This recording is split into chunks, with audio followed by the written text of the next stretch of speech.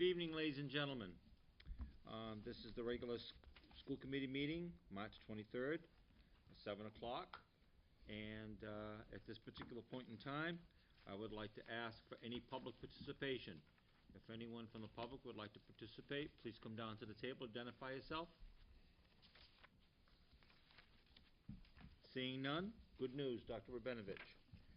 Yes, now of course, I'm not going to be able to find it, but I received from Mrs. Rotella a report about Destination Imagination, which are teams of students that work together on challenges. It's a gifted and talented program, and we were represented at a regional group from Minot Forest and from the middle school, and we had one team at the middle school that came in third, and we had one team at the middle school that came in first and is going to the state competition, which I think is very good news. And congratulations to the coaches, which are parents and teachers, and to the students that participated. Very good. Any other good news? No other good news?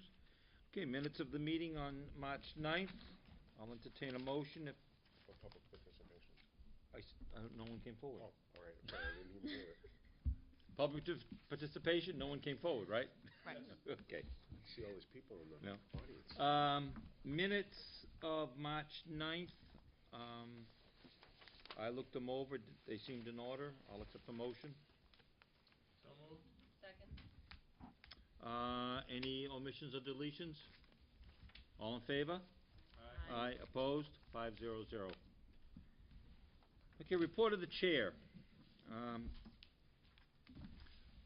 I wasn't going to say anything about this evening, but I think it just requires a response. Last night at the Board of Selectmen's meeting, there was some discussion about our policy about holding elections in our schools. I just want to make the public very clear on this. There is no school committee policy that prevents our schools from being used as polling places.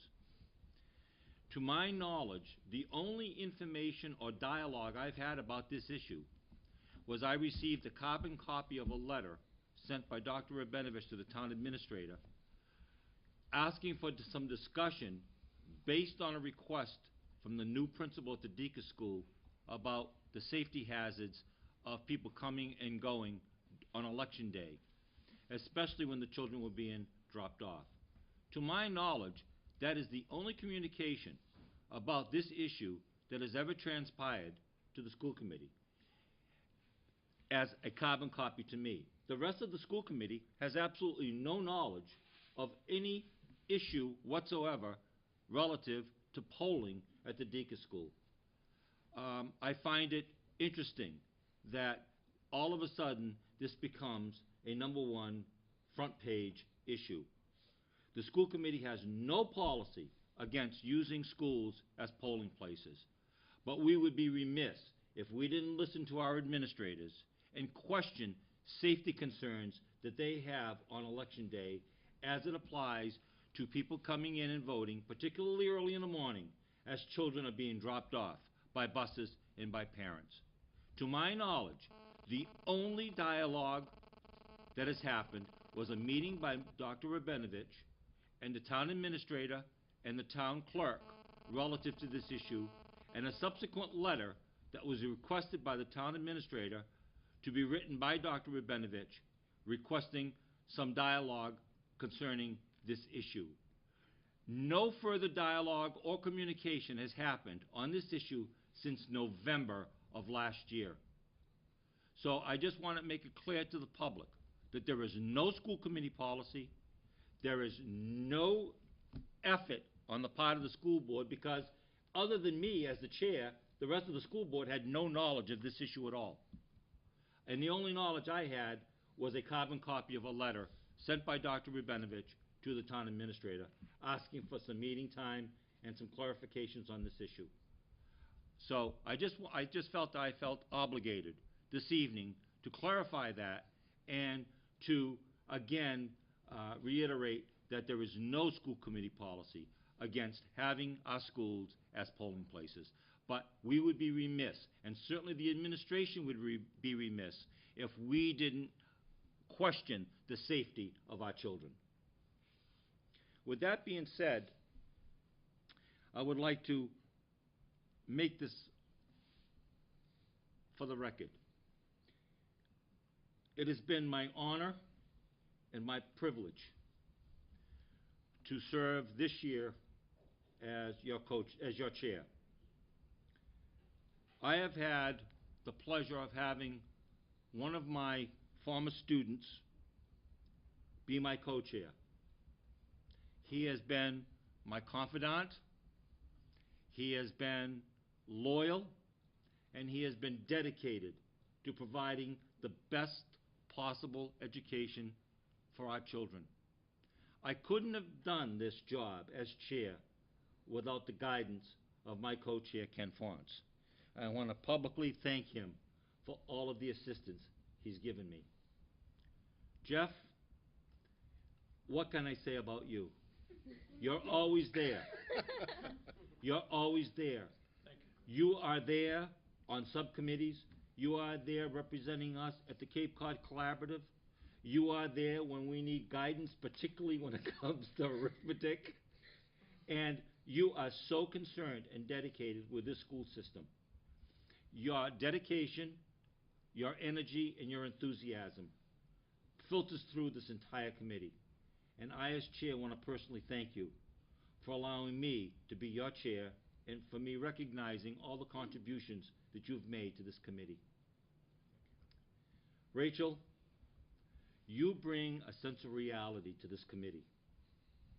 You have a way of bringing it down to everyone's level. You represent the vast majority of this community on what is on their mind and what concerns them. You have been a pleasure to work with. You have brought a sense of reality to this committee, and I want to personally thank you, and I want to thank you on behalf of all the citizens of Wareham. And I hope that this doesn't end your tenure on the school committee. I hope you consider running again. Thank you. Jess, you are amazing. Of all of the student representatives that we've had on this school committee, you have asked intelligent, thoughtful questions. You have even made us think about what we're talking about. And that is so refreshing. And what it does is it renews our hope and our faith that our young people will step forward and do the right things in the future. Jess, your contributions have been immeasurable. I want to thank you very much for serving as our student representative. Thank you again. Rhonda, you have brought a new spirit to the school committee. You have brought an air of professionalism. You have brought a focus on planning and a focus on goals, and it is refreshing. You have always been there. I have never known you to say no.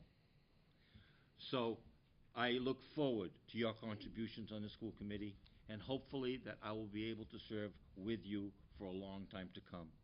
I want to personally thank you, not only for the work that you've done in this committee, but for the short time that you've been in this community, for the work that you've done in this committee. In this community, excuse me. So, Rhonda, thank you very much. It's been my honor to serve as your chair. Sometimes we don't say enough about the people that are working behind the scenes. This young lady at the end of the table was also one of my students. She is a product of Wareham High School, Wareham Public Schools. She has been there and seen many school committees, and she has worked and trained many superintendents. Michelle, thank you for being there for us. Your contributions are immeasurable, and you bring an air of professionalism that cannot be matched. And I want to thank you very much for your efforts. Dr. Rabinovich, it has been my pleasure to work with you. We haven't always agreed, but we've agreed to disagree agreeably. we've had a very, very good relationship in terms of give and take. And the only thing that I can say is, when I go off on my tangents, you do listen. You don't always agree with me, but you do listen. And for that, I deeply respect you, and I am deeply honored that we've been able to work constructively to improve Wareham Public Schools. It has been my honor to work with you, and I hope to work with you in the future, and as we go forward to achieve our goals for Wareham Public Schools. And also, I would like to thank those in the audience that are here an awful lot. Bob Luzon, you're here a lot, you know, and last week we gave you the marathon meeting, and so I want to thank you for that. You know, Anna Miranda, you're always here. You're always keeping us honest on the budget, and we want to thank you for your efforts, because without your efforts, we would sort of be in the dark. So you keep us informed, and you're very, very good about doing that. Jan Rotella, the curriculum office, we thank you for your efforts. We know how important the grants are to Wareham Public Schools, and we know how important you are as our curriculum leader. And we've had some very, very healthy debates in terms of curriculum, in terms of funding, and I want to thank you. I want to thank everyone that loyally comes to the school committee meetings.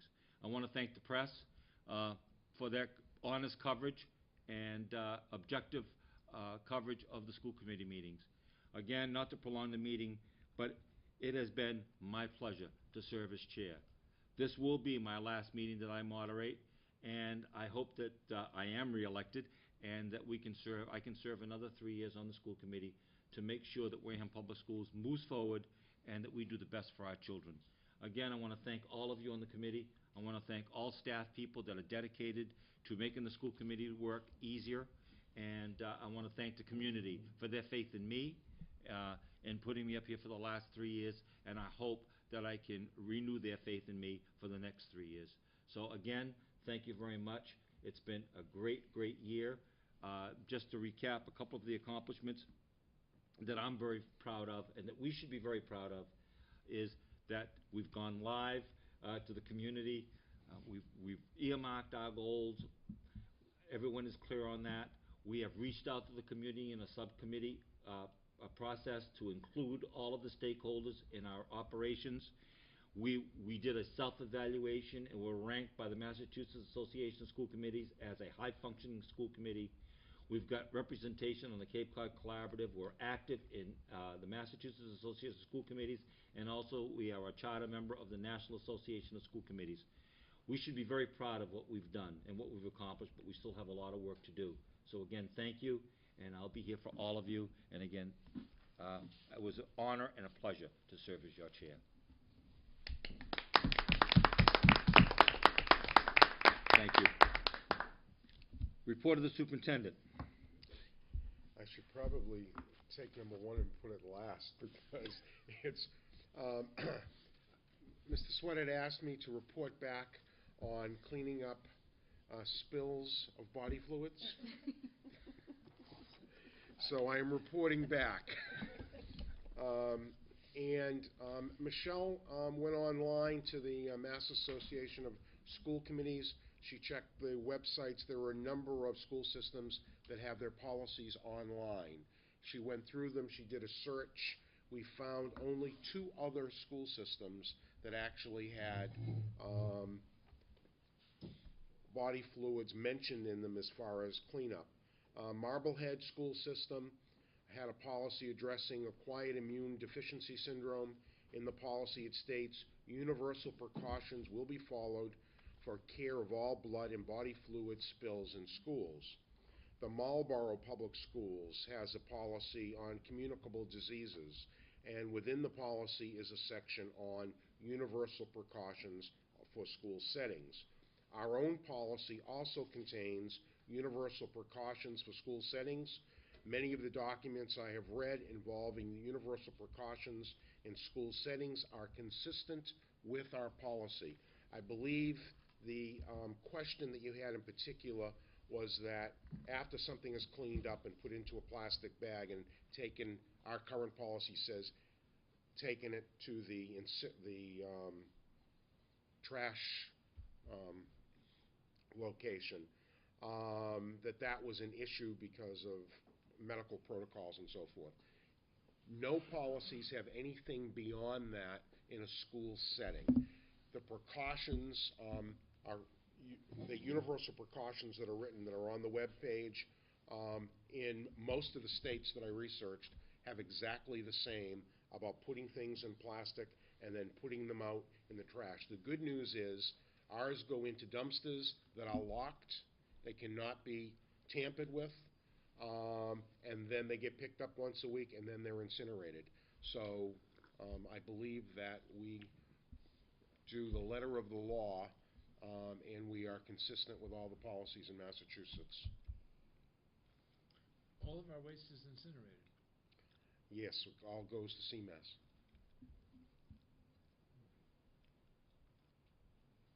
Thank you. You're welcome.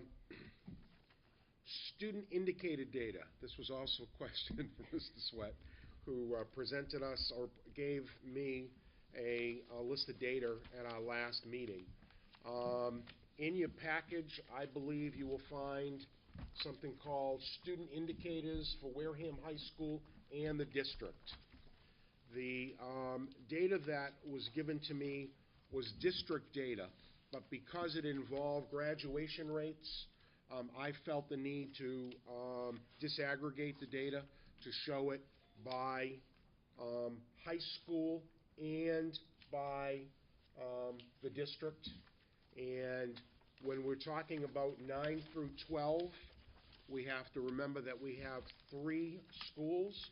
We have West Wareham Academy, we have the Cooperative School, and we have Wareham High School. So there is a difference in the data when you look at the 3. So the 3 charts, the first one shows Wareham High School. Now this student indicator, to find this, if somebody at home wanted to find this data, you would go on to the DESE website, you would find the Wareham Public Schools profile, and then under students, you would go to student indicator by school. And so that's what the first 3 charts are. To me, I like a picture is worth 1,000 words, and I'm sorry that it's not on a overhead for our guests to see. But if we look at the dropout rate, for instance, at Wareham High School versus the state, you'll see that the district is up at 4.5, but Wareham High School is down a little bit above 1. There is a large difference between, and in the middle is the state. So we're actually below the state when it comes to dropout average, and that's where we want to be. Average days absent, the data is pretty close. They all go between a little bit less than 10 through about 11, and we have the district right at 10. We have the state at about 9.8. Well, actually, it's more like, I don't know, I'm going to say 9.8. And we have the high school that is a little bit higher than that, and I have shared this with the administrators at our last meeting. I've asked the high school to look at this and to try to improve it, since we need to be at a 95% attendance rate. And with 180 days, 10% absence would be 18 days, 5% would be 9. So below 9 would be at 95%. So we're at 94%, and we need to improve. And the high school is aware of this, and they are working on it. The in-school suspension rate, you can look at, and we can see where the high school is. It is above the state, and so isn't the district above the state. You can read that in 2 ways. You can look upon it and say, well, there are more issues, or you can say that we strictly adhere to our discipline policy, and when suspension is called for, it occurs. And so again, the schools have this data, they are aware of it, and they are working on it. The Quick- top quick- one was in school, the bottom one was out of school. Yes, please. Through you, Mr. Chairman. Dr. Rabinovich, was there a change in policy or something that the spike in 2002, 2003 for in-school suspensions was way up there, and then we see a drop down in 2004? Because in 03, 04, in-school and out-of-school suspension was off the charts. And I don't know if it's attributed to the kids that we had that year or whatever, but I would say it's because we had a different administrator, and if you think back, Mr. Balladino came in at the beginning or the end of 2010. 4 years before that brings us back to 2006, where we had the last administrative change, and 2004, 2005 was the end of another administrator's term. That would be my quick analysis. okay, because it just stands out, Yeah. both in school and out of school, and then the drop was significant. And I think the district has tried to become more proactive rather than reactive with some of our programming, with social and emotional education, to try to have people come forward when they have issues so that they are mediated rather than somebody having to act out and be suspended. That doesn't mean that it doesn't happen. As you can see, children do get suspended. But you are right, there is a subtle difference in policy. Even though it's not a written policy, there is a difference in the way we look at things and that we try to prevent them before they occur. On Ken's point, the introduction of the deans, that's what we're officially calling them, That's correct? this school Yeah. year, Yes. so we don't have that data on here. No, yet. I understand that. I was going to ask you to speculate. Could you speculate as to what the impact of the deans might be on these data? As any good politician. And by the way, Jessica, you're welcome to comment on this. There's two ways to think about it. One is because we have additional manpower or womanpower to catch things, you could have more suspensions. Or you could say that they are there in the hallways and more proactive, and therefore we'll have less. I guess my hope is that we will have less, but until I see the data, I can't be sure. Did you want to make a comment, Jessica? Yeah. I don't know about what the data will show, but I know just in school in general, there's a lot less, I guess you'd call it acting out, than there has been previous years. So I don't know what the data will show, because that might mean they're cracking down more. So in turn, there might be more in-school suspensions and such. But I have recognized a change in the attitudes of the students and how they've been acting as a positive one. I was about to say, I'm going to read Yeah. between the lines that it's a positive change Yes. in your mind. Yes. However, knowing data, Yeah. as you know, we need to see 3 years to see a pattern, is my take on Could I it. weigh in on that? Absolutely. We as a committee approve a handbook. Part of that handbook is the code of conduct. And we approve that code of conduct. And that code of conduct clearly specifies what the penalty is for a multitude of offenses. And we've approved that. And I would suggest that we would want our administrators to be consistent with that code of conduct. Because if you're not consistent and you cut deals, then you're going to end up being in worse shape than you are now. So I don't know what the answer is, but I do know this. I do know that I've read the code of conduct. I've read the penalties. I've read those incidences that require suspension. And if our administrators are adhering to the handbook as approved by the school committee, and if they are consistently enforcing that handbook, we can't ask for anything more. And a safe school, an orderly school, is a school in which learning can take place.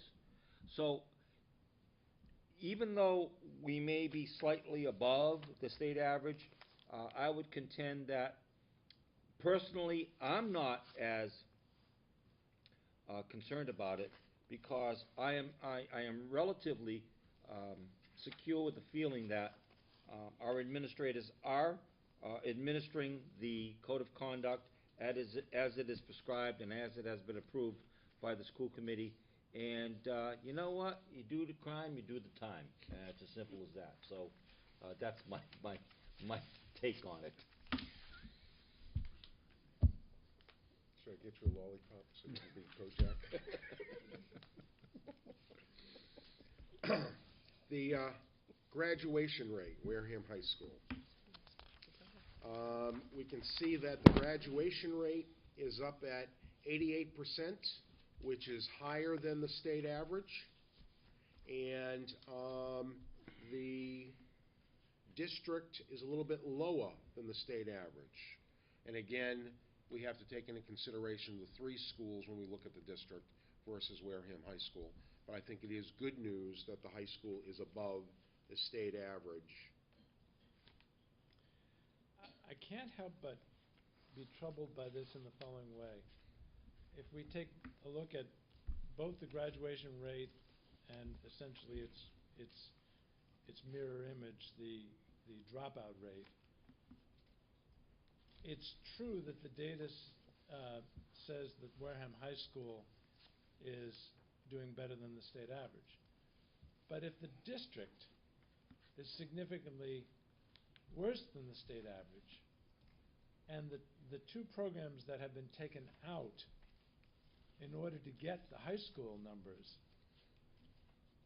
for us to literally flip-flop dramatically means that those other two programs are doing terrible because they are taking the population of the high school, which is far more students than in the other two programs, and literally making the entire district look terrible when the high school looks good.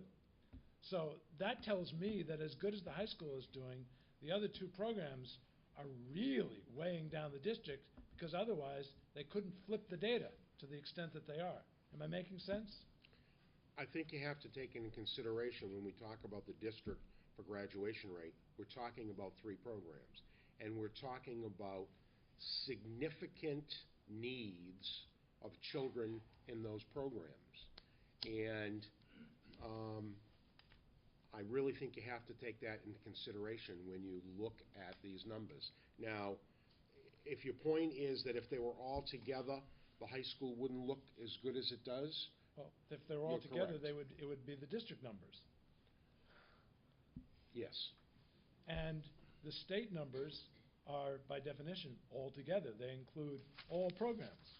Mm-hmm. So I'm still troubled by what the other two programs are doing to the data.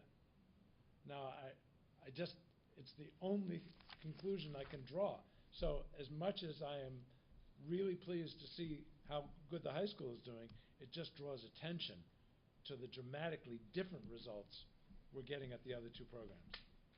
And given that the state data includes all programs, I think it's worth a look. And if your point being is that we need to continue working hard at the other two programs, I agree entirely. Enough said. Thank you. We have attendance rate. You can see the high school, you can see the district, you can see the state. We're a little bit below it, but you know, if you look at that 94, between 94 and 95, you know, they're pretty much right on at the same place.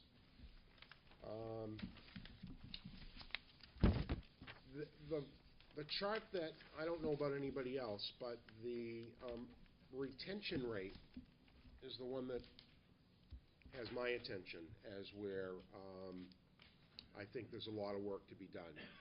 And I know we are working on new programs. We will continue to. And we talk about it, but we're not there yet about having a philosophy of not allowing students to fail.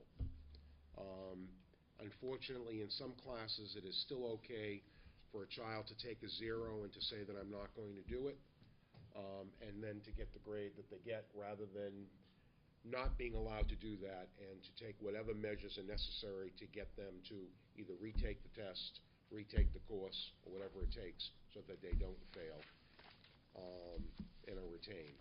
So there's more work to be done on that. Jeff? Just to be clear, if a child stays back at 2nd grade and doesn't move forward to 3rd grade, Mhm. that's retention, correct? This takes it for, as well as for children that don't have enough points in high school, for instance, to go from 9 to 10. But, okay, but it's K through 12, this graph? Yes. Okay, so it does include that 2nd grader as well as the 9th grader? Yes, sir. Okay, thank you. I just wanted to clarify that. Additional clarification, does it include, so a child that goes from K to transitional 1st grade before they go to 1st grade? I believe so, yeah. So that Because they're will count against us, retained. right, even though we do offer transitional 1st grade, though. Well, if we talk about it holding against us, even if it's in the numbers, I don't look at the data as being held against us. Data is data, and we have to make our own decisions about what it means. I'm not trying to be coy, Right. I'm just But do trying the to numbers state. include transitional 1st grade or not? Jan? Jan is can we let shaking her Jan head, weigh but in? I'm not quite sure of the answer, to be quite honest. Mr. Chairman, can we use our resource in the Through you, 3rd Mr. row? Chairman. Jan, to answer the question? Dr. Bevich is right. Transitional first does contribute to the retention numbers, but not at K. As far as the state's concerned, because transitional 1st grade is a full-day program and a 1st grade program, although it begins with a review of kindergarten work, it's considered 1st grade. So when those children, if they excel and move to 2nd grade, then there is no retention. But if they go to 1st grade? But if they move from K to transitional 1-1, which most of them do, then it's a first grade retention. Okay, thanks. Can I just ask a question? Rachel? With the transient population that we have, wouldn't that affect that a lot more than the, say, the younger grades?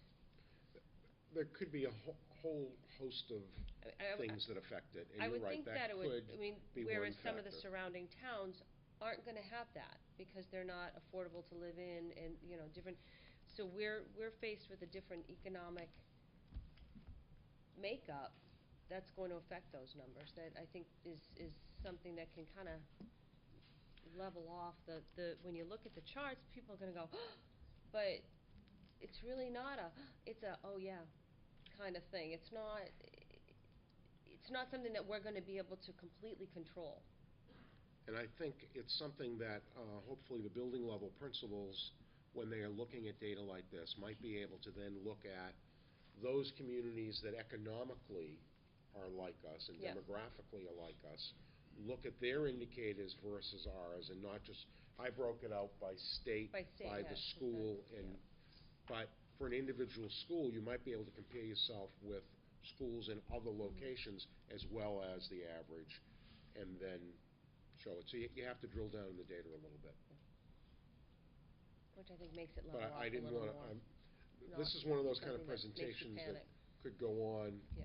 ad infinitum, so I didn't want to, go beyond the district and the high school in this particular one. My next item, no charts. I make this as more of an announcement that I got a phone call from the chief of police, now I believe it's 2 weeks ago, and he told me that because of a budget crisis and staffing, that he had some officers that were out on injury, long-term injury, and that he needed to have his manpower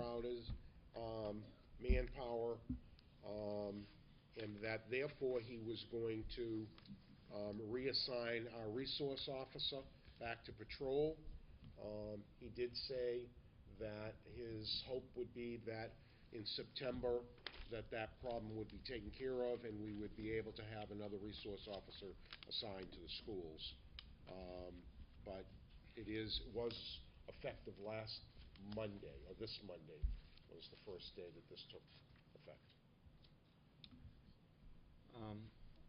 I only have one, just a concern, and I think that would be a concern that parents and staff and school committee would have, is, and I can relate to this because I've been at this business for so long, the spring of the year is rough. It's rough. And things sort of manifest themselves in the spring of the year. Is there any contingency plan in place? Because I know that, just speaking for my resource officer down in Savage High School, he was very busy in the spring, very, very busy in the spring. What concerns me now is we're getting to a time of the year where it's been a long school year. We've got the seniors with an acute case of senioritis. Is there a plan in place to help mitigate the effects of not having an officer on staff? Let me say three things. One is we have always had the ability, and we've used it, that if there's an emergency, to call 911. The police have always come. They've always been responsive. That will still happen. The chief told me that he was assigning one of the police officers to become a juvenile officer that would be available for some of our safety meetings and other things, and to work with the school system. Not as the resource officer, but to investigate some things if we had issues involving juveniles. And the third point, and to my two principals sitting in the auditorium, most people are aware I was here for 12 years as the principal, and many of those years we did not have a resource officer. And at one point I had one assistant principal and myself, and you rolled up your sleeves and you did what you needed to do to keep the students safe. I am sure that the building principals will do what they need to do to keep the students safe. Is it easier? Does it help us do a better job when it comes to investigations and paperwork when we have a resource officer? Absolutely. But our children are as safe because of the administration and the staff in those buildings as they were before. Now, that's not saying that I couldn't use two resource officers if the money was available to do a better job and to help out with some things that we sometimes don't get to. At the end of the day, down at Kennedy Lane, there's somebody smoking, we don't always have somebody to send there. Sometimes you can't mediate because you have to take care of it and move to the next item. But we will do our best, and I'm sure that students will be safe. Ken? Comment. I think it's just a tough situation because I think with the chief we were moving in the right direction, is increase the peace rally and trying to get things under control because issues with the kids. It's unfortunate to lose the position of the resource officer with 3 months to go in the school year, and I wish there was a way that the school department and the police could have found a way to fund that for the rest of the school year. I'd be interested in any reports that what happens from the time the resource officer's position was eliminated to the end of the school year. And that may be something that we need to address going forward because, like yourself, Dr. Rabinovich, I talked to the chief and he's very concerned about that, and I said if in a perfect world we would like 2 resource officers, one that handles maybe the middle school and one that handles the high school, and we have west and east and all of that. But this comes to me at a tough time because we're making progress in getting to the kids, and I don't know how much more of a strain this is going to put on our principals who have enough to do to keep the day-to-day functions in the school going. Jeff? Oh, I'm sorry. Jeff? I'll get you next. No, I didn't see you over there. It makes me even more supportive of the class deans that we put in place. I think that's now timely. But consistent with my reputation as a numbers person, is there any data that we could use to show us going forward the impact or the lack of impact that the loss of this position might be causing? For example, and I'll use a dramatic example, if you reduce the number of lifeguards in a pool, for example, you might see a spike in the number of drownings or near drownings. Those would be data points that you might say, aha, we need more lifeguards. Is there some kind of data that if you saw a spike in this particular category of data, you would say, aha, that's something that would not be occurring if the resource officer existed? And I'm not saying that that data exists, and maybe there isn't an indicator. I'm asking you whether there is one. I think at the end of the school year, if we analyze all of our discipline issues, serious discipline issues, up until that point, month by month, and then if we go to last year and we look at last year between, as you said, or somebody said, this is a busy time of year, from March through, and we look at last year's data with, and then we look at this year's. But again, each group of students is different. Circumstances I are different. understand. We have the deans this year, Yep. so it's hard to make a causal relationship.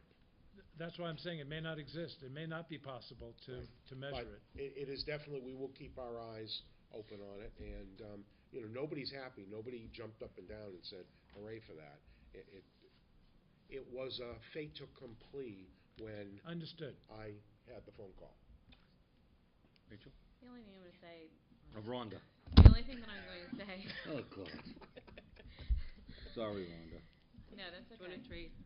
Just the one thing that I want to say is I had an opportunity to talk to Patrolwoman Walker just a couple weeks ago when we had a meeting in the high school. And, while I understand the budget crisis that we're in across the board, all towns are feeling this, and I can understand the police departments need to do this at this time.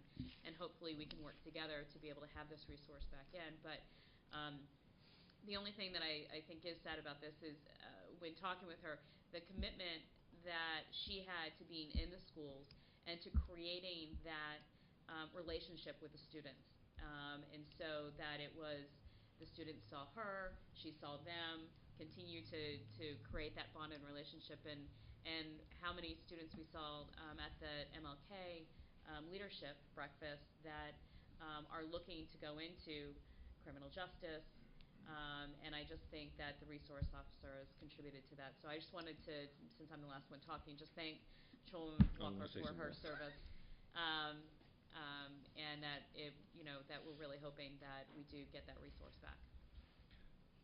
I'd just like to make just follow up, and again, it's just based on experience, and I really don't want to give personalities, but it's the position that I'm more concerned about, rather than who's doing it. But I think, see, what a resource officer does, and I think that this has got to be mentioned, is many times they can head things off at the pass before they actually happen.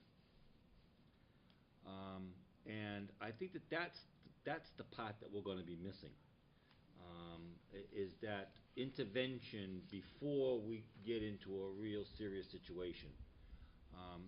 And if we're worried about suspensions, and we're worried about infractions, and we're worried about kids being involved to a negative degree in our discipline policy, I think that's going to be impacted. I think if you want to look at an impact for not having a resource officer, I think you might want to look at the suspension rates between the time that We had had a resource officer to the point that we don't have a resource officer. And I'm willing to bet money that you'll see that those suspension rates and the discipline referrals increase because of the fact that you don't have someone in the schools, both primarily at the high school, but certainly at the middle school, running interference and trying to head things off the path before they become real problematic. So I think that's the thing that we're going to see. And if we want to trace it, we want to track it, I think the best thing to do would be to see if there's any increase in discipline referrals or the rate of suspension as we go forward here. And I'm willing to make a hypothesis on this that you'll see that it does increase this spring.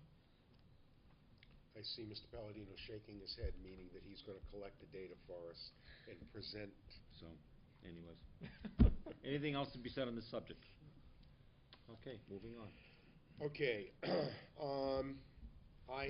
There was a letter placed in your package, and it's to Governor Patrick, and it's from, the town administrator has written this letter, and he is looking for everyone to sign it. And it's called the Gateway Cities Program, and looks like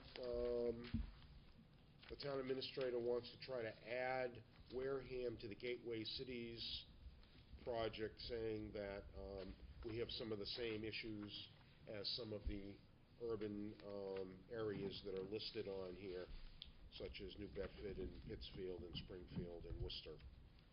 And he's looking for signatures. With any degree of specificity, the letter really doesn't, for me, see, because I don't know that much about it. I saw it in my packet, and I did ask you about it when I returned. I don't know what this is. I mean, I don't know, what is it about Wareham that puts us on a socioeconomic or behavioral or whatever plane with the Lawrences and the New Bedfords and the Pittsfields and the Springfields. What is it about Wareham that is congruent, yeah, it's an old geometry term, to these cities? So I don't get it.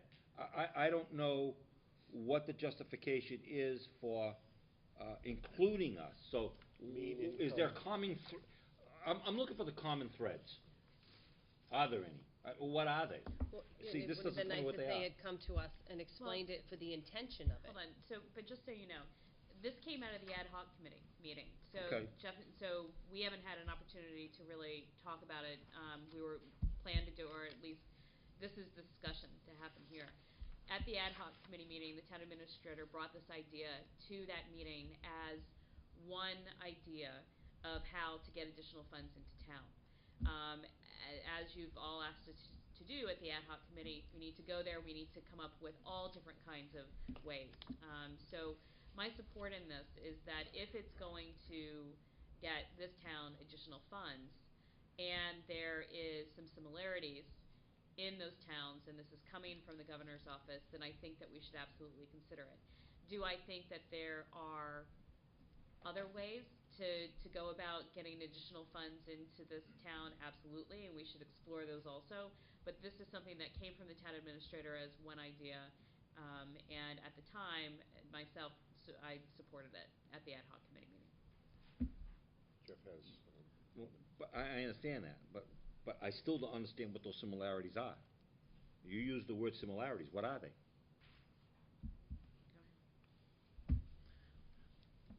I think the best way to describe the apparent similarities, and I have no data to support whether they exist or not, but perhaps Mr. Andrews does, is that there are demographic similarities, and specifically as it relates to immigrant populations.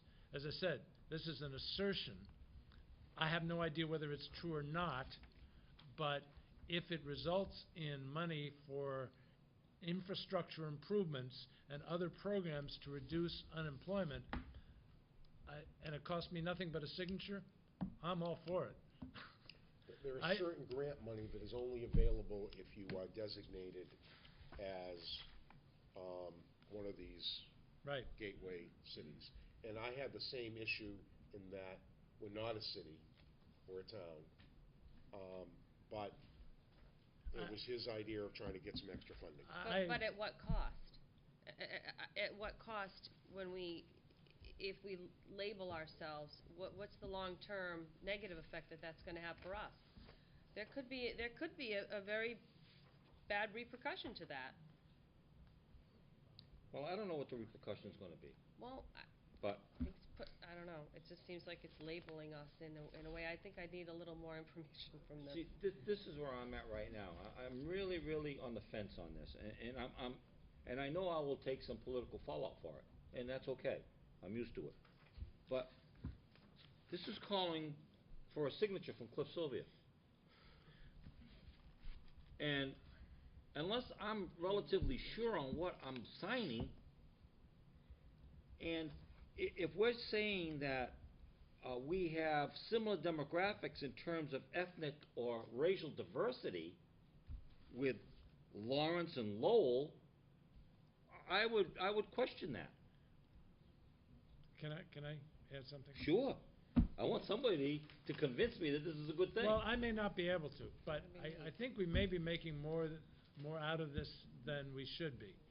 When I said demographic, it had to do with specifically immigrant population. Well, that does not mean that the rest of the town is similar to these other cities that are listed. but we don't have a high degree of immigrant population. Then here. I assume we won't qualify. But and they're if- asking me to and if we- sign something that I know is not necessarily true. I don't know whether it's true or not, but I do know that if someone draws a line and says you have to have a certain population, meaning you have to be a city, to get benefits, and these benefits could come to us, given the fact that we have needs like everybody else, I look at it as Mr. Andrews is simply trying to get dollars and cents for this community I admire that. in any way he can. Absolutely And admire either that. he's going to have the data to support the fact that we've got similar immigrant population and that we deserve this money to support our infrastructure, or he's not. I don't look at my signatures saying we have the data. I just look at it as we could use the money well. And so I may be wrong, but I think we're making more of it than we should, and it's just the town administrator making a good faith effort to get money for the town. And I appreciate that. Go ahead. There is, the two members of the ad hoc committee, just to let you know, because it was just today that it was decided, there'll be another ad hoc committee meeting on March 31st at 5, so, you know, if we don't have enough information and need to ask some questions of Mr. Andrews to help satisfy some Is things, there we could do that. Is there a deadline on this? Is he operating under some kind of a deadline? Not that I'm aware of. I'm sorry, you said March 31st at 5 p.m.? Yes. Thank you. Yeah, go ahead, Kenny. I agree with Jeff that the way I read this is, it's to me it's like an application, right? They're going to review it, whether or not we meet the criteria to qualify for funds. It's either yes or no. So I think they're looking for our signatures to give them permission to go ahead, that we're all on board with this. And based on the financial situation of the town and the schools, anytime you have the opportunity to inquire about additional funds, to me, I don't see any harm in not signing this and leaving it up to the town administrator, and or if he talks to the superintendent about if we fall under the criteria to get this extra money. I don't see how we could say, everybody has their opinion, but why would you just push this aside if you have the opportunity to inquire about funds? I don't care, they can compare us to Brockton, Fall River, just show me the money. That's gonna benefit the town. I don't care who they compare us to. The bottom line is if we can get income into the town of Wareham, whether it's through the schools and used through other departments in the town, it's a no-brainer. Can I ask for a motion? I'll entertain a motion. Go ahead. I'd like to make a motion to approve the letter before us from the town administrator, and that all committee members sign it. Is that a motion? Second. Open for discussion? Yes. I just don't think there's enough information. I just don't think there's enough. What kind of money? What are the categories? How is it going to be? We qualify for quite a bit of grant money. We're constantly putting. I just don't think that this is just kind of like an open. There's no substance to it, and I would want to see some more substance before I'd sign anything to that. Mr. Chairman? Let me first agree with my colleague. I think Rachel's right. There's not a lot of substance, and there's a reason there's not a lot of substance. Fact is that this program doesn't exist for towns and school districts. It only exists for cities. So what our town administrator is actually saying is, please open it up to towns, and in fact, he references school districts. So the fact is, there is no program at this point, and he's literally saying, please open it up. So there is a program. So that's why there's no details, because literally this is an application that may fall on totally deaf ears, because they say, sorry, there is no program for towns. But there is a program for the cities. Well, they found it. No, so there's a program for cities. That's correct. But there's not a program So for there's a towns. baseline of information out there. That may be. Okay. There's a baseline of information out there. They found it in order to come up with this, so there has to be some more information. The fact that he didn't include that, it probably would have doubled the size of the letter, so maybe Well, just, it may be. you know. Right. But he's asking for my signature, Jeff. Yes. I want to be relatively sure that what I'm signing is accurate and what I'm signing is in good faith. I am not going to sign something, I'm telling you right now, that I'm not feeling comfortable about in terms of what its background is. If I'm signing something that's saying that we're demographically and ethnically the same as Lawrence, I'm not signing that, because that's not true. But, thank you. Can I make another motion? No. We got a motion on the floor. Well, all right. Well, Go ahead. If it I passes, think it that passes. If this it fails, is- it fails. The motion is about signing a document that then will go in support of the town finding new money. There's no guarantee that even if we are listed as a gateway town, that there is any money even for the schools. This is something that the town administrator would like to do. I'm confident that he has done the research and is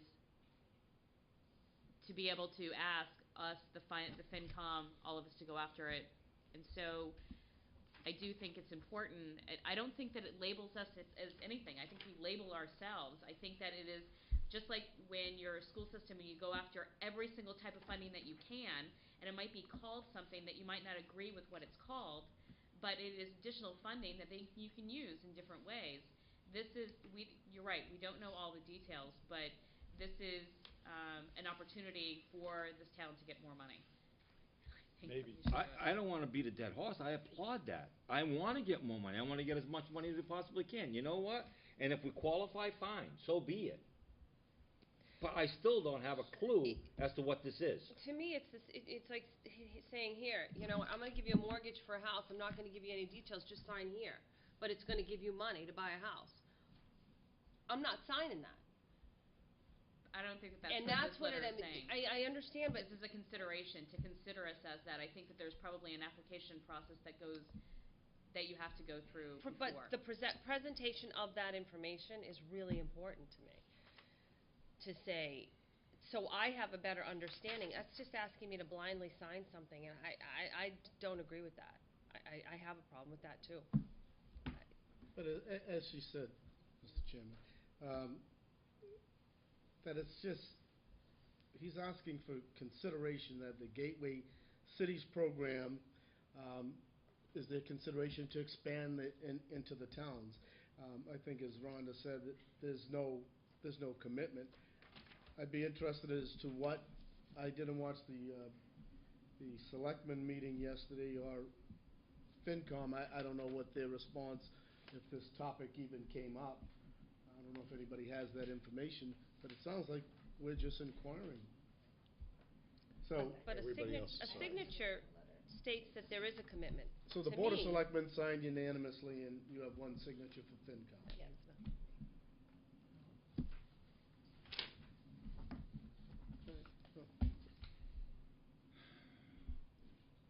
I guess we have a motion on the table, Mr. Chairman. If the board approves this, I will sign it. Any other discussion? All those in favor? Aye. Opposed? Opposed. Abstain? 1. 3, 1, 1. I will sign it.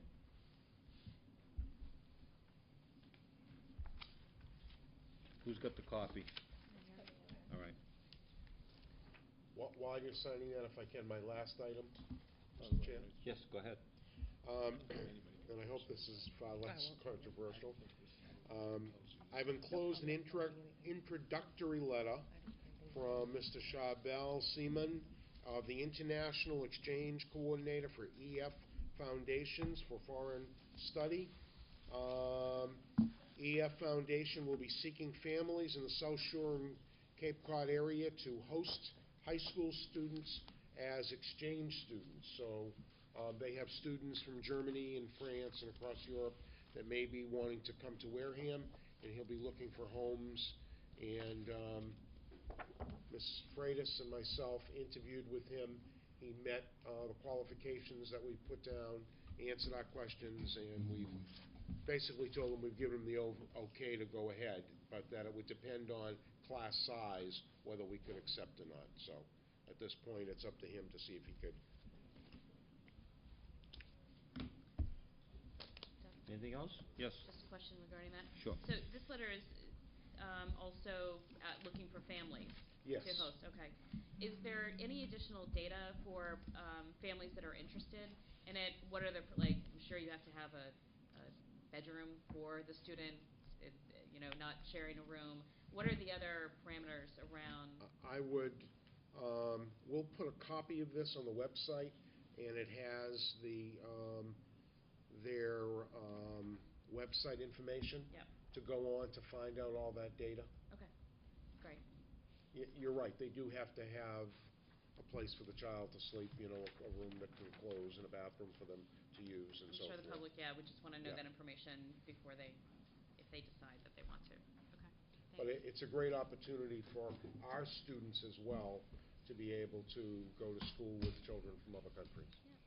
My aunt and uncle, just so you know, have been doing it for the past 10 years, and the wealth of information, it's basically you're opening your house to a whole new world, and you make connections long term.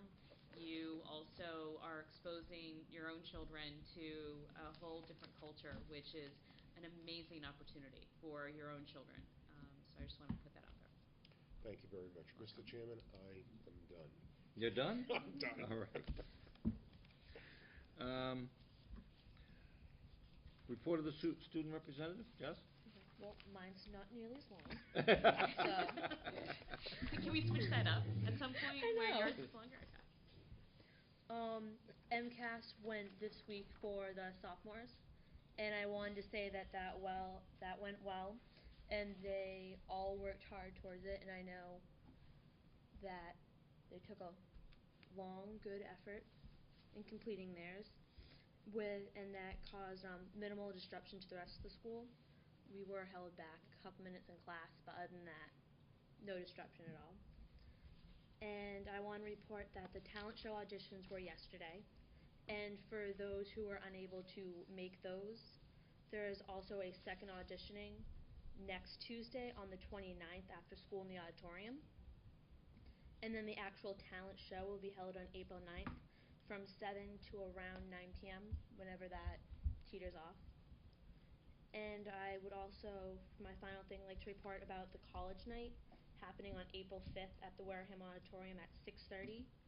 And this is for juniors at the Wareham High School and their families, and this is to discuss what to expect over the next year of transitioning into college and what they need to do, prepare, more of timelines that they would need to be making, and what to look forward to. And all about financial aid, which is one of the most important Yes. pieces. Thanks, Jess. Any other questions? Okay, moving on, committee reports, community relations. Rhonda? Thanks.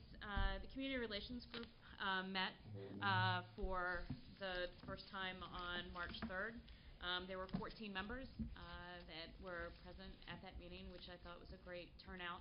I got several, I'm sorry I couldn't make it, so I'm hoping to have more at the second meeting. I'm not looking for this committee to be huge, but I think that it's very important to have representation from each one of the schools, as well as community members.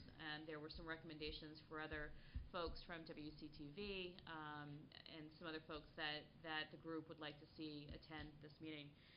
We really spent the first meeting getting to know each other, which I definitely like to do at the first meeting, and maybe have 1 or 2 meetings that talk about really, getting to know each other and then nailing down the goals and objectives, as we'll do next time. But I think we all made it clear at that meeting that we want this group to be a working group, not a PR firm where everyone can say, hey, can you do this for me? But more coming up with real partnerships and ways that we can get information out about the schools, as well as getting more people involved and long-term partnerships. But the first meeting we spent getting to know each other and then really talking about what's working as well as what could be improved. Some of the highlights of what's working, of course, is Global Connect. Some of the things around Power School, even though we talked a lot about how Power School can be expanded and how we can use the web more effectively to get information out. The district calendars, things like that. What can be improved? We talked a lot about just communication, whether it's between parents and students, parents and parents, when we're talking about events and things like that, that there just needs to be different ways and more ways that we get information out there. So it had a lot to do with the different ways that you go about communicating. We do things at this meeting, we do on Global Connect, we send out notes and backpacks, but what are other ways that we can really look at making that connection between the community, parents, as well as school and students. So ideas for improvement around communication is, of course, collaboration with WCTV, and it was great to hear at one of our meetings that we're going to expand and really have a place for them in the high school, because there was a lot of talk about how we can get students more involved in doing programming at WCTV. So having them part of this committee, as well as the improvement or the expansion of getting them into the high school was great. Of course, improvements to Power Schools. Looking at things like texting as a way to communicate, and also just spending as much time as possible getting email lists and communication lists, so then the schools and the principals and the administrators have a better way to communicate, so having all different kinds of ways to communicate. I also met with the Director of Technology today, and which was a great meeting to talk about pretty much what's available today. It was we were talking about something else, but we got on this subject, and it was great. I got an email from her today, and one of her number 1 priorities is, can you help us collect email addresses of parents? So I think that this committee is going to take that on to help out the district to get that available. For our next meeting is going to be held Thursday, March 31st at 6 p.m. So it looks like that is probably a conflict with the ad hoc committee meeting, so I'll talk to you about that, Dr. Rabinovich. But what we're going to talk about at next time is, pretty much what existing programs and partnerships we would like to promote and how to get the information out there. Just real quick, there was a debate on whether we should concentrate on starting new programs or really focus on taking the existing programs that are there and promoting them. And the group felt very strongly that there's a lot of great programs out there right now, and we just need to do a better job of communicating instead of trying to come up with new ways to get children to read or, more events for fundraising. Let's just do our best to promote what we have there. And then the other piece was really around how to utilize effective promoting, promotion of or different promoting tools for communication. So those are the two main goals: how to promote existing programs and services, as well as really looking at different kinds of ways that we can promote that we're not doing today. So we're going to nail down the goals at our next meeting, and then from there really form working groups and start getting to work. Very That's good. my update. Thank you. Any questions for Rhonda? Just a Go ahead. comment, Go Mr. ahead, Chair. Kenny. Nice job on the community relations group. Me being a community person, I think it's important. The Global Connect is a great tool. I think there's nothing more relaxing than waking up 6 o'clock in the morning and hearing the voice of Scott Palladino on my phone, talking about things in the school. He has that announcer's voice. But the Global Connect is a great system. What I like to see is like what the Wareham Police did with the text-a-tip, or whatever. I apologize if I don't have the name right, but the text-a-tip line, with the loss of the resource officer, I would hope there's a way that the principals can communicate that to the students in the school, that maybe that's an option if they see something, to whether that text-a-tip goes to the Wareham Police and is relayed back to the school, because everybody texts nowadays. So maybe there's a way we can try to tie that in through the schools, and not just out in the regular community. But that might be food for thought, to have discussion with the police chief and the principals. Other than that, I think you guys did a great job. Thanks. Anything else? Thank you, Rhonda. Thank you. I attended that meeting. It was very interesting, and Rhonda did an excellent job moderating that meeting. There was some trying moments of it, but you did a good job. It's all good stuff. Curriculum review. We had a meeting of the Curriculum Review Committee on 3/2/11.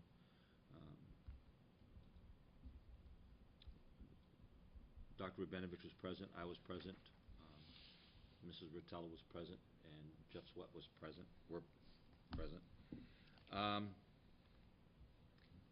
And basically, we discussed at depth the implementation of MassCore, how it affects particularly the curriculum at the high school. And the good thing about the subcommittee structure, and I want to editorialize now, I think that we've been able to, because of the subcommittee structure, really have some honest dialogue and to come to the board with a more informed approach of a variety of litany of issues or situations.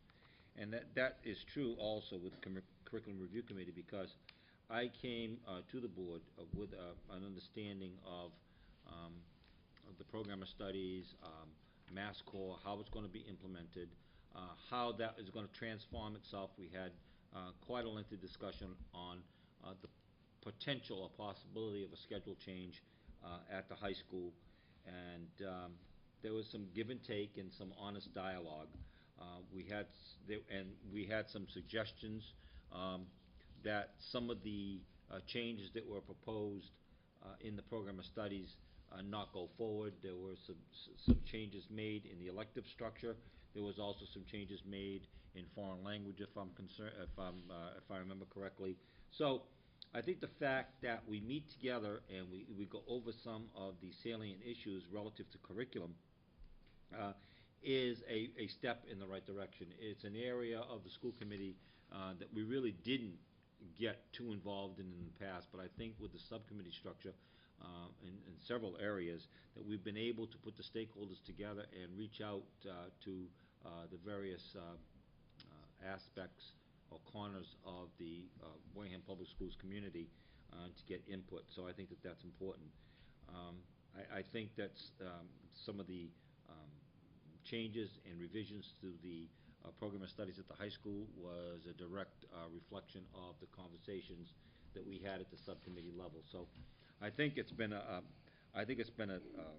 a very worthwhile program. I think that it's given us the opportunity to listen and also to be involved at the ground level in shaping some of the curriculum issues that are before us. So I just hope that we can continue on with this subcommittee structure and continue to be a part of curriculum revision and development. So with that being said, I think that we've made some tremendous progress. So any questions on the curriculum subcommittee? Jeff, what did I miss? No, and I think that covered it. In fact, I think we had actually addressed it at the last meeting because it's been a while since we met. No, that was fine. Okay, moving along, energy planning and safety. Nothing. Okay. Cape Cod Collaborative, Jeff. I actually reported on that the last meeting because I had just come from the Cape Cod Collaborative meeting, so nothing new to report. They're doing fine. Okay. And last but not least, policy review. Okay. We're going to get through this Get quickly. your coffee. No. Incidentally, just for the people out there, I say it every week, there's coffee and cookies and all kinds of stuff up here. Feel free. I guess we're just going to start going down one by one. Okay. Just tell me which one policy, first. Yep, implementation of the life-threatening allergy policy. This was necessary for the cafeteria workers to have posted and a policy due to their training. The only change we made in this policy was the title. Originally, the title did not have treatment on it, so it sounded like we were giving our children life-threatening allergies.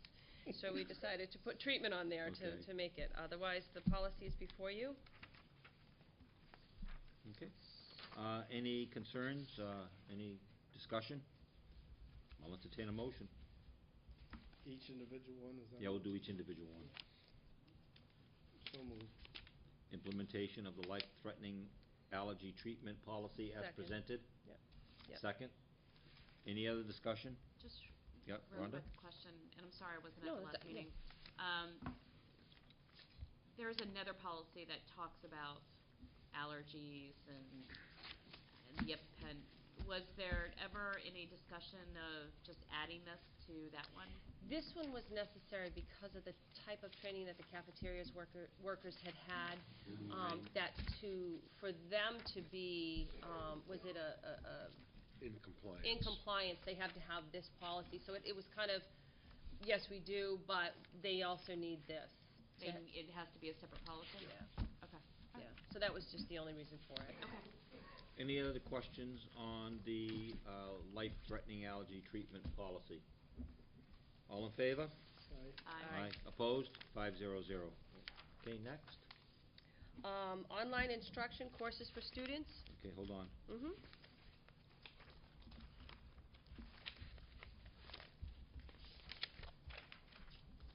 Got it.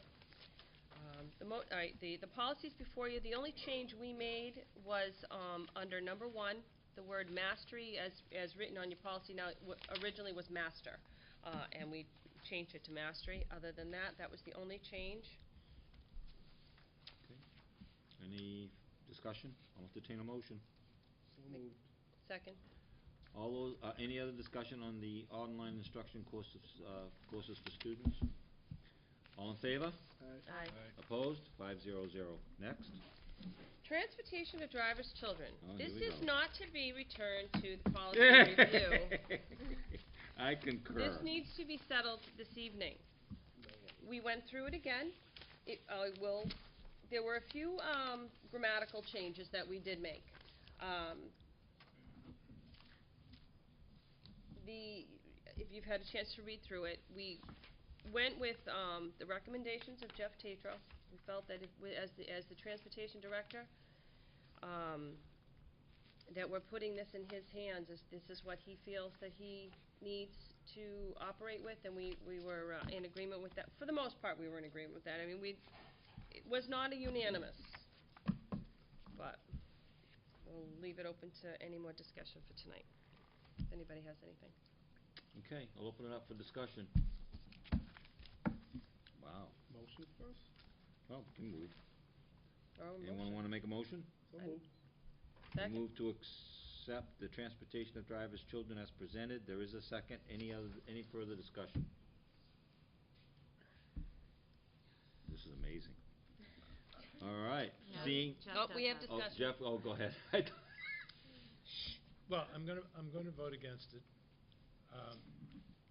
because I do not feel that we should be transporting, parents should be transporting their child. Frankly, I would prefer it, even if they were, going to school, I would prefer that they be assigned to a different bus. But this goes one step further than that, and it says even if they're not in school, they can be transported, they can be on the bus. I come back to my original comments, which were that too many of these bullets require judgments to be made by the driver or somebody. And I don't think policies serve us well when there are too many judgments to be made. Having said that, if it passes, I still think it's an improvement over the existing policy, so I'm at least happy about that, but I still feel compelled in good conscience to vote against it. Okay. Anything else to be said on transportation of the driver's children? I was on the fence on this policy, and I could see some arguments for it. The practical aspect of it, given the fact that bus drivers are hard to find, and it was an accommodation for those bus drivers that had young children. I don't suspect that this affects any great number of people.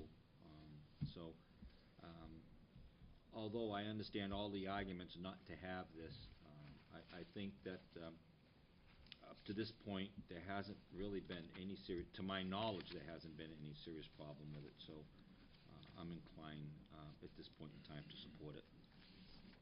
Anyone else? All right, being no further discussion, all in favor of the transportation of drivers' children as presented, please indicate by saying aye. Aye. Aye. Opposed? No. Opposed? Okay, 3-2, 3-2-0. Next. Technology network acceptable use policy. Again, on this one, we have wonderful English teachers in the policy, and they cleaned it up. They're really good at it too, I gotta tell you. They're really good at it. So it was more grammatical. They got it, the writing and the. But that is very significant too, because just the wrong spelling or the wrong, can throw off our policy, and they're very good at picking up on the. So there it is before you. I'll entertain a motion, or do you want to discuss it first? Move approval. All right, I have a motion to approve the technology network staff student acceptance use policy. Do I hear a second? Second. There is a second. Any discussion? Rhonda? Just so the committee knows, there's some work being done behind the scenes, and I had a chance, again, to talk to the technology director today. This policy might come back before us as work continues on looking at new technologies to integrate into our schools. So I think that I'm okay to approve this now, but I think that it definitely will come back to us sooner than later for us to review. Policies can come before us at any Yeah. time. Any other discussion? I'll entertain a vote. All those in favor indicate by saying aye. Aye. Aye. Opposed? 5-0-0. Next. Entrance. Did I miss one? Wait a minute. Entrance stage policy. Entrance. We did change the age to the child must be 5 years of age by September 30th. What is the change? It was originally October 30th? No, I think it's August 30th. August That 30th. changed too. An additional line was put in number 1. If you look at I have number to 1. find it. No, it says September there. Yeah, I'm looking at the policy in front of me, I'm sorry. You're right, August 31st. So In other words, we grandfathered it so that we wouldn't change it for this year's Yep. group of children It goes coming to in. the 2012 to the 2013 school Right. year. Because they've already done the kindergarten registration, so it's not Correct. gonna work for this year. Okay. And,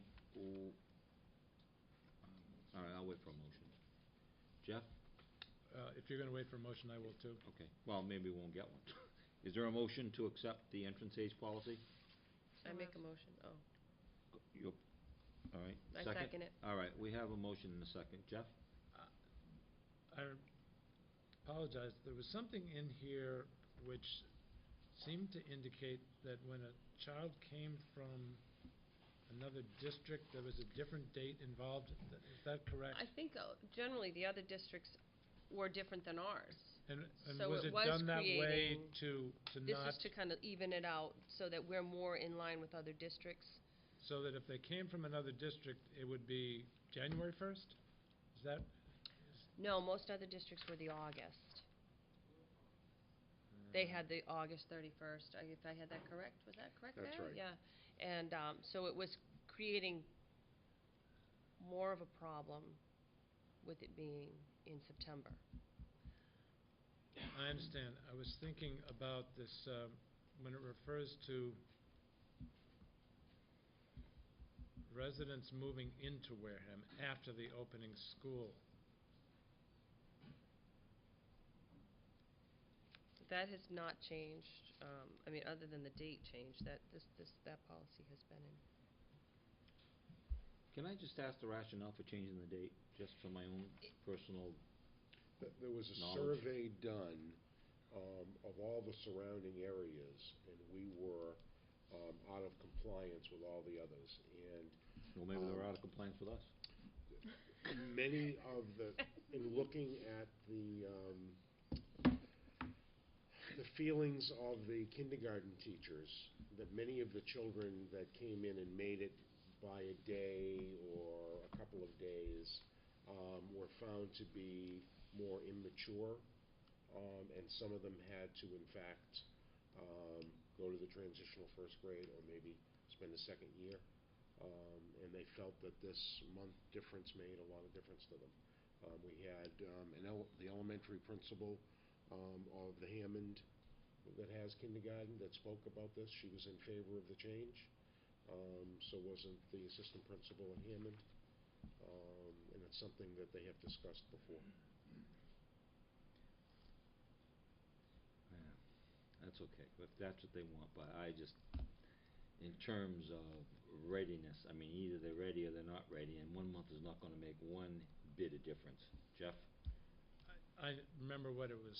It had to do with the paragraph number 2. So, by definition, if we're saying with the school year 12-13, a child has to be 5 by August 31st, correct? Which means that they would be 6 by August 31st to enter first grade. Correct. But in that paragraph, in that number 2, it says that if they're coming from, if they've completed and approved kindergarten in another school system, Well, yeah. they may be enrolled in a Wareham first grade Yep. if they will be 6 years old by prior to January 1st. So we've created this 4-month difference between our children and someone coming from the outside. Now, I'm not saying that's a mistake. I just wanted to make sure it was a conscious decision to create that 4-month difference between the children of the Wareham community versus a child coming into the Wareham community after having completed kindergarten. Was that an intentional decision? It was part of the policy, and it was discussed, and my feeling was that they felt that it was okay, but it didn't. Okay, I just wanted to make 'Cause sure. we And did, it just went along it with- did yeah. look somewhat to some of us as well, but the people who were the early childhood people in the group seemed to speak in favor of it. Okay. It's just, it probably I has very understand. little impact. Okay, thank you. Again, I'm gonna vote for it because, you've got a bunch of people sitting around a table that probably have more experience in early childhood education than I do, but I think what we're doing is we're getting caught up on here in terms of being ready or not being ready. And I think that, I've always contended that a lot of our kids are not entering school, kindergarten, emotionally, physically, or academically, developmentally ready for kindergarten. And bumping it up a month isn't gonna do a heck of a lot. Either they're ready or they're not ready. But, I just don't see where this is going to bear any fruit at all. I mean, all it's doing is just upping this thing a month. So, I'll vote for it, but no one's going to convince me that this is going to make any significant difference in the academic achievement of a kindergartner, whether he falls within the August 31st mark or the September 30th mark. The other unfortunate thing is that it appears that Head Start is going to be chopped way back by Congress as a part of the budget negotiations, which means that don't we have Head Start right there on Minot Avenue? So that program may go the way of the Budget Acts, which means that many fewer children will have the benefit of that program before they enter kindergarten. Any further discussion? All in favor of the entrance policy, please indicate by saying aye. Aye. Aye. Opposed? 500. Next. Standardized testing, no changes were made to this. It was accepted, policy as is. Move approval. Second. Any discussion? Standardized testing program, policy? All in favor? Aye. Opposed? 500. Textbook selection and adoption. Again, we have some grammatical changes. We did change the district curriculum director to director of curriculum and instruction in order to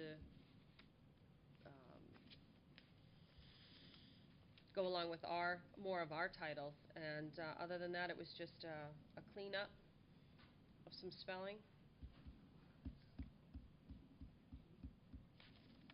So, okay, I'll entertain a motion. Anyone want to move So the moved. textbook and selection and adoption? So Any moved. seconds? Second? Second. All right, I got a second. Okay. I'll start the first question. Mhm. So basically what this policy is saying, and it probably isn't much different from the old one, if I remember correctly, because I did compare them. It's not different at all. No, yeah, I No. understand, but I think I had a problem with the old one, and I probably have a problem with this one. So, basically what we're saying is that you have to consult with the staff and the director of curriculum, but ultimately, the purchase of a new textbook rests with the principal. Is that correct? That's the way I read it. See, I've had a problem with that from the get-go. I think there should be a collaborative effort on this thing, and there should be a collaborative vote on it, because if we're going to have a district curriculum, if we're going to be mandated by curriculum frameworks, if we're going to be adopting curriculum in one elementary school that may be in contrary to another elementary school, those decisions are made at the building level, not at the district level. And I have a problem with that. I've always had a problem with it. So where would you recommend it would just be more of a collaborative? It should be a collaborative decision, and how that is done, could be spelled out.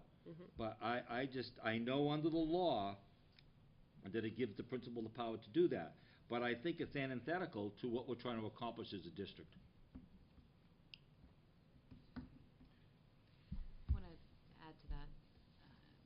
At our meeting today, I think one of the issues with doing the work that we're doing behind the scenes on digital textbooks is that there's not a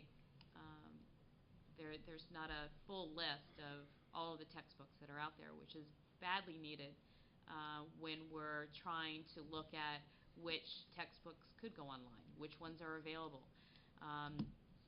We don't have that information today, and from what I understand, we've been trying for years to get that information. I have to agree with you, Dr. Sylvia, that I think this policy needs to change so then there is more oversight at the district level, so then we we do have a full understanding of what textbooks are being purchased and what publishers they're being purchased from and how many.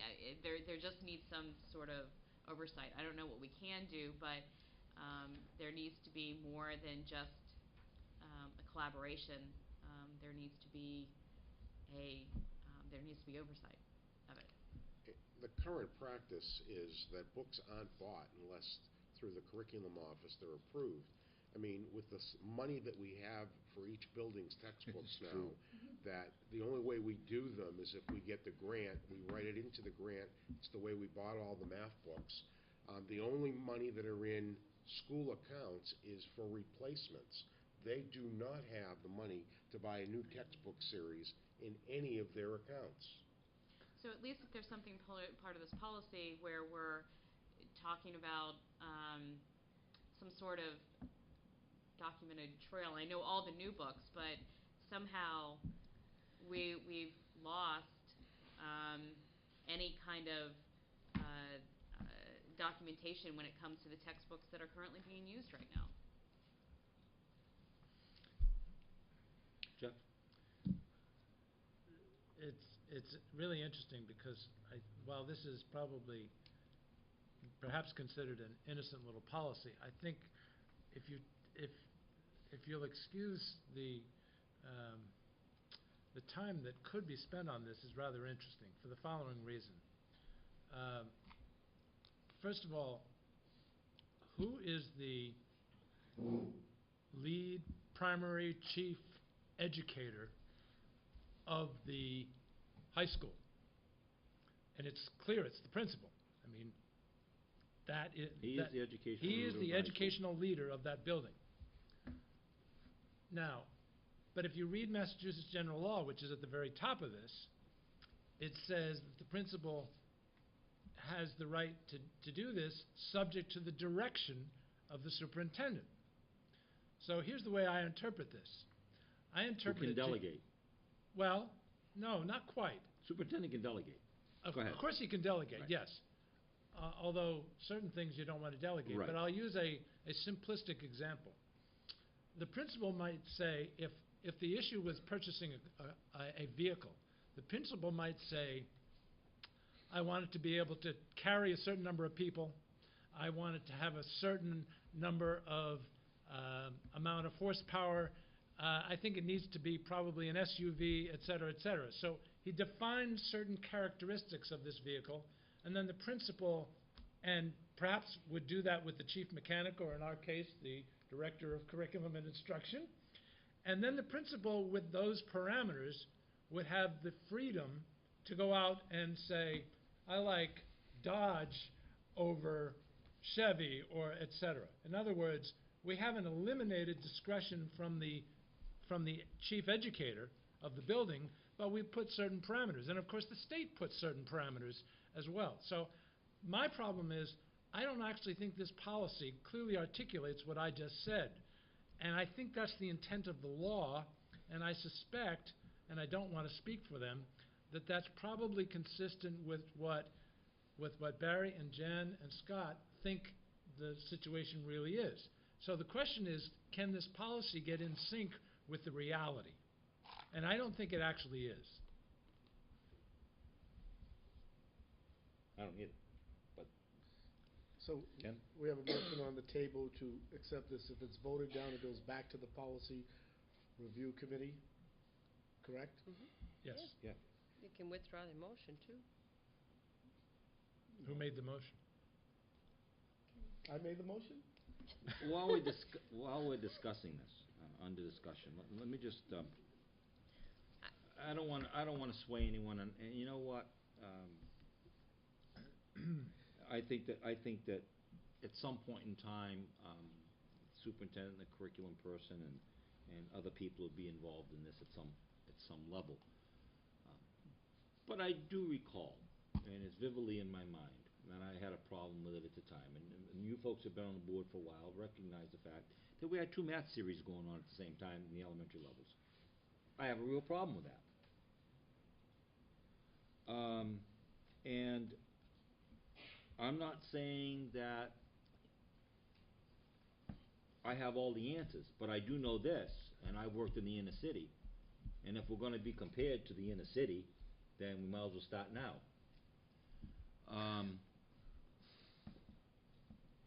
They had a textbook adoption committee, which was made up of principals, curriculum director, and teachers across schools that talked about textbook adoption. And by doing that, you had input at the rudimentary level, across the district in terms of adopting a textbook for whatever reason. Now, if it was solely a high school issue, then, it would be solely a high school issue. But I'm more concerned about it at the elementary level. So, I just think it has to be more of a, I think it has to be more of a collaborative effort, that's all I'm saying. Jeff? With due respect, which I think I I feel know you do. towards you, I actually think collaboration can be at times a mistake. We hold our high school principals accountable. We can't say you're accountable, but then at the same breath say collaborate on something. I exempted the high school because well, but it's just one school. yeah, but you used an example of elementary schools. Right. I think we have two fine principals there. We do. If they took a different view and said, I like this program, and the other one said, I like that program, and both of them passed muster with Jan and Barry as highly respected programs, I think there might even be an advantage of having two different programs because we could see which one worked better in this particular community. And I don't want to curtail the ability to do that, number one, and I don't want either one of our elementary school principals in this case to feel that, once again, they're accountable, but they have to collaborate on a decision as critical as the textbook associated with the class. So I'm very comfortable letting the chief educator of the building make this decision as long as Jan and Barry said, at 50,000 feet, this looks good. Just make sure it passes that criteria. Well, I disagree with you, okay? And I disagree with you from just purely an education perspective, because it's a very expensive mistake to correct. That's a fair point. It's obvious that we have some concerns at this, so I'd like to withdraw my motion. Mr. Chair? Okay, that's your prerogative. I'd like to withdraw my motion to... Who was the second? I withdraw my second. Okay, so do you want to send this back? You want to I'd redo your motion? like to make a new motion to send this back to the Policy Review Committee for further study. Do I hear a second? Second. Any other discussion? All in favor? Well, go ahead, Rhonda. Sorry, I just want to add, for the specific reason to do what? I think that it would be good to, just try to articulate in 3 or 4 words for each bullet. What would you want? I know that for me, one of the things that I'll be talking about is to make sure that there is some sort of documentation or accountability all written in here. But what are some of the others? Well, I'd say consistency with literally the first 2 sentences, math is just general law, because I actually don't think it is. And it has to reflect the curriculum goals and the frameworks. And candidly, I'd like it to be something that our superintendent, our director of curriculum instruction, and our building principals all support. That's right. If they don't all support the policy, I don't really want to be in the business of mandating something they don't support unless I feel really strongly about it, and I don't. I want a policy that they feel is consistent with what works for them. So can I ask that this policy actually goes back for review by the superintendent and the director of curriculum to come up with their recommendations on how this should be changed? And then it could go to the policy review for... Do you have a building principal on your committee? On the policy review, yes. Yes. You do? Okay, Yep. good. What I don't want to happen, it's easier for me to say what I don't want. I don't want to minimize the authority of the building principal. But I also want the building principal to work within the framework of the district. relative to those district curriculum goals that have been established. That's all I'm asking for. The way you just said that, I completely concur. We have no disagreement. So, I do not want to minimize the power of the building principal in any way, shape, or form. Okay. Okay, all in favor? Aye. Opposed? 500. All right, it's being bounced back. Next. Harassment policy. Okay. The only change made on this was the superintendent's phone number was wrong, and we changed that. That's the cell phones on here now? That's right. Other than that, in consultation with the members of the committee who actually have to work with this policy, they were quite happy with it, and they were in full support of it.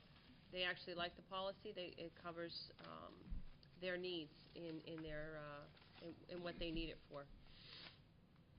I'll entertain a motion. So moved. Second? Second. Okay, any discussion? Just one. Rhonda? Was there any discussion of combining this with the new bullying? It is a separate category. It doesn't fall under bullying. Bullying and harassment are different. Yeah, different. And so this covers kind of their process in dealing with harassment issues, because there is an investigative process. There were actually a couple members of the committee actually have to use it in order to do the investigation and the follow-up of each one, and they said that they were very happy with this policy as it is, because they're able to. It is a workable.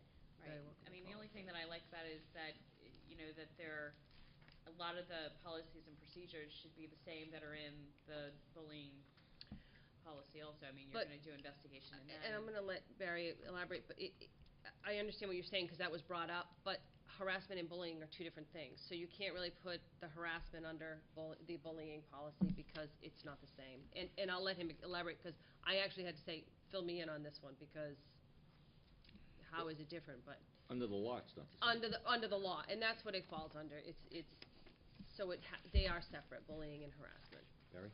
The significant difference goes to, in harassment, you would mediate and have the two people together.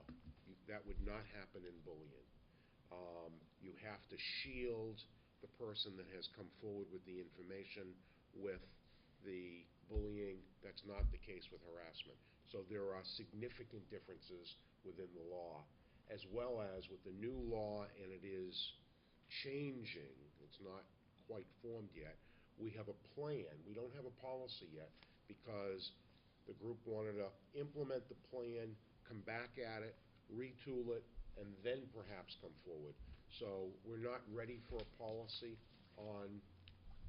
We have discipline for it, but we don't have a policy on the bullying, and I think the harassment policy is good the way it is. And the other thing, too, is this policy is far-reaching, because not only does it pertain to students, it pertains to staff and teachers. Absolutely. So I think it's just a little different. Anybody else? Okay, I'll entertain a motion. I know, I got the motion. I'll entertain a vote. Please indicate by saying aye if you approve the harassment policy as presented. All in favor? Aye. Aye. Opposed? 500. I am finished. Very good. Well done. Network, did we already do that? That's the old one. Okay.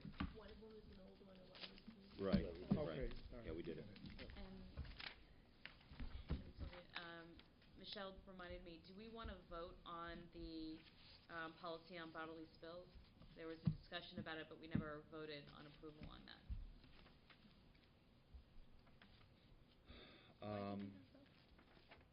Is it was ready for old- approval? It was old business. I was asked to do the research. I came back, reported on it. Oh, so that was just the Yeah. update. Do you, I don't see any reason why we can't vote on it.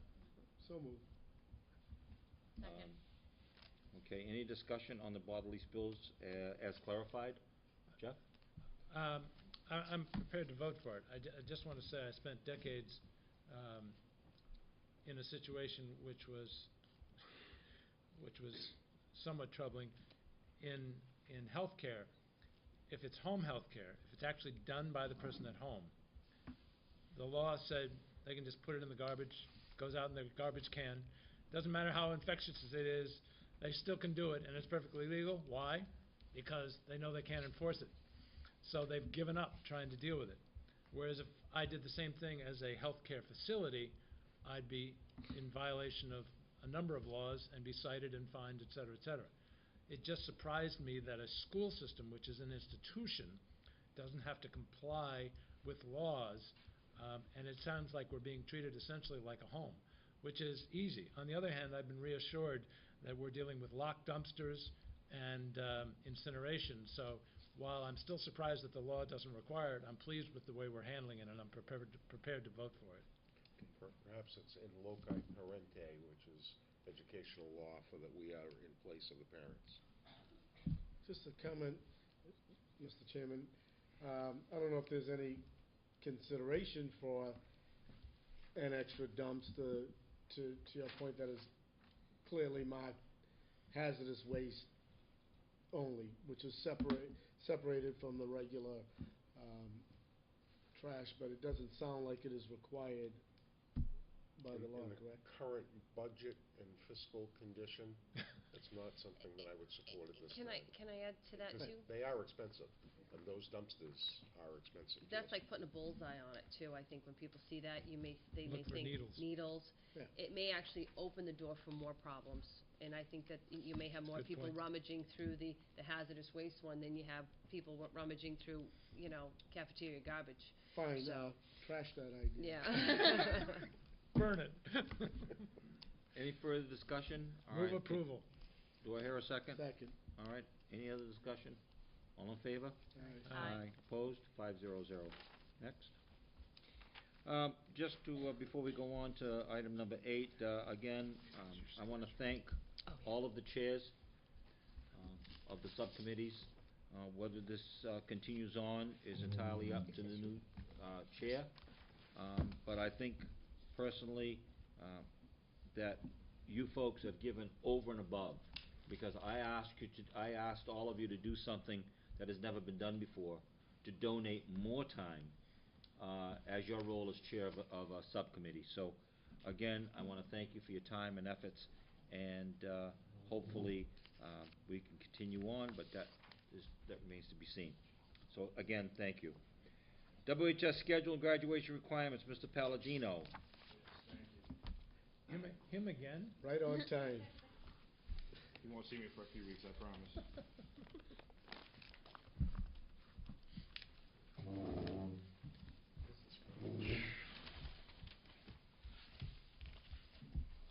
I apologize, Mr. Chair, but this is something. How dare you eat supper here? Well, thanks for having us here once again. Today, we're here in front of you to talk about the proposed schedule change. And before we start off, I just want to talk about how we got to this point in time. It started off in the fall with having conversations with our departments, through our department heads, and through us going to departmental meetings. It also went early in the school year. We had some conversation with the student leadership team, which is a team that we meet with monthly that consists of captains, officers, and senior students in different clubs. We then had some department meetings where we talked about the schedule. With the help from Jan Rotella, the curriculum director, we had a scheduling committee that was formed, and we also we had representation from almost every department. We had, and the members are listed here, Joy Higgins, Colleen Kirby, Mel Lazarus, Chris Mars, and Dan Nault. We also had input from Stephen Goldman, our guidance department head, Debbie Freitas, the assistant principal, and myself. After the committee met and put in their time and we came up with a schedule, we presented it to the department heads. We fine-tuned it at that point in time, and then we presented it to the staff on March 14th. And then here we are today, and sometime in the next few weeks we'll be presenting it to the students, to the freshmen, sophomores, and juniors. I also want to mention, as part of this proposal, and when we met with the teachers, we let them know the plan. Our goal is to have the teachers teach 6 classes. Currently, they teach 5 and have a prep and a duty. The goal would be to change this a little bit, I know there's going to be some impact bargaining that has to occur, but the goal is to have them teaching 6 and have no duties and have one prep every single day. I'm not sure if you can see this, but I know you were given a copy. This is the proposed schedule. Basically, right now we have 5 classes that meet every single day, and there's a rotation, and it's a 6-day rotation, and it changes every day. Basically, just to summarize it, class will meet 1 day in the morning, 1 day in the afternoon, and the 3rd day it won't meet, and then that cycle continues for another 3 days. Basically, this schedule will take the 2 afternoon periods, which are very short periods, it will squeeze them together and create 4 classes every single day. The unique part of this schedule is when we had a schedule that basically 5th period was stagnant, we had 2 blocks in the morning and 2 singles in the afternoon. The 5th period class actually ended up meeting for about 12 extra hours in the year, and there wasn't consistency throughout every period. With this schedule, each class will meet for 83 minutes, and that will continue. Each class will meet for 90 days at 83 minutes. There'll be consistency. Sometimes there were teachers that had a class 5th period and had it meet another period, a single or a double period, and what would happen is that 5th period class would be so far ahead, it wasn't, even though they were the same preps, they were really doing a prep and a half just to cover those 2 classes. We kept the advisory period. It's actually 20 minutes. I think it might say 24 on your notes. And the lunches remain the 26 minutes, which is what we need in order to make sure every student has enough time to eat their lunch. And the unique part is that lunch period, which would be the 3rd block, would still meet for the 83 minutes. So they would all equal out to 83 minutes. I know I did a presentation. I won't spend a lot of time on it, but part of the driving force with this schedule change is meeting the requirements for the Mass Core. It will be in place because of our level, being a level 3 school district. It will be in place for the class of 2014. And just to recap, basically it's going to require, the changes would be the 4 units of math, which if you read the paper today, class of 2016 will be required if they're going to a state school in Massachusetts, will be required to have 4 years of math. So I think we're ahead of the curve on that. 3 years of lab science, which currently we require 2, the 2 years of a foreign language, and then basically it's the additional courses and the additional learning opportunities that would change. Currently the Mass Core is going to require the class of 2014 to have 120 credits based on their requirements, and we'll show you where we'd like to be at the end of this presentation in regards to credit requirements. Any decisions we try and make are made with the student in mind, and I'd like to talk about some of the positives with this schedule for the students, and I'll also talk about the negatives, but the positives are more important. There will be a lower student-to-teacher ratio because the teachers will pick up an extra class. That will reduce the class size. There'll be an increased number of credits per year for the students, which will result in a more competitive transcript. We're competing with other schools in this area and other schools throughout the state and throughout the nation, and our students are only coming out with a credit that has 115 credits to minimum. Some of them are in the 120s and 130s, but we're competing with schools in the 140s and 150s, which would equate to our Carnegie unit of 5 credits being for a major. As I mentioned, the implementation of Mass Core, it's going to allow for increased flexibility for electives, and that happens really in 2 fronts. One, we have an extra period, so now there's an extra opportunity for them to get that elective. The second front is, as we mentioned, the teachers will be teaching an additional course. Some of those courses will be electives. There's, as I said, the increased elective offerings. 4 classes per day versus 5. They've had to focus on 5 classes in a day. Now the focus can be channeled a little bit more, and there'll be 4 classes per day. Less passing time. We've eliminated, basically, we've combined those 2 afternoon singles into 1, so there's 1 less passing time, which allows us to get closer to the time on to get way above, the minimum 990 hours of instructional time that's required by the state. As I mentioned, there's less transitions in passings, but there's also less transitions in the classes. Basically, the classes, again, to go back to what we have now, they meet for 60 sessions in the morning, 60 sessions in the afternoon, and then they don't meet on the 3rd day. So that requires 120 transitions, and as I'm going to argue, you can lose a significant amount of time based on those transitions, based on the housekeeping that has to occur. So we're going to minimize that down to 90 transitions. There's less schedule confusion.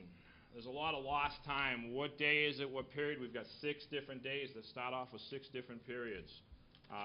So there's a lot of confusion on that. There'll be a more consistent meeting time. You're either going to meet in the morning or you'll meet in the afternoon. There's increased opportunities for dual enrollment. Matter of fact, we have a meeting tomorrow. Jan's going to be with us, Debbie and myself. We're meeting with Bristol Community College tomorrow at 1 o'clock to talk about dual enrollment opportunities. So we're excited about the fact that this schedule is somewhat static. It does have some flexibility, but it is somewhat static. So a student could be dual enrolled, and they could be partially dual enrolled, which allows them to still have ties to the high school, but it also allows them to experience the college and possibly take some courses. The goal here is we're working to have this possibly free for some of our students as well. So it allows for that socialization, still being feeling a part of the high school, but also moving to the next level. So we're excited about that.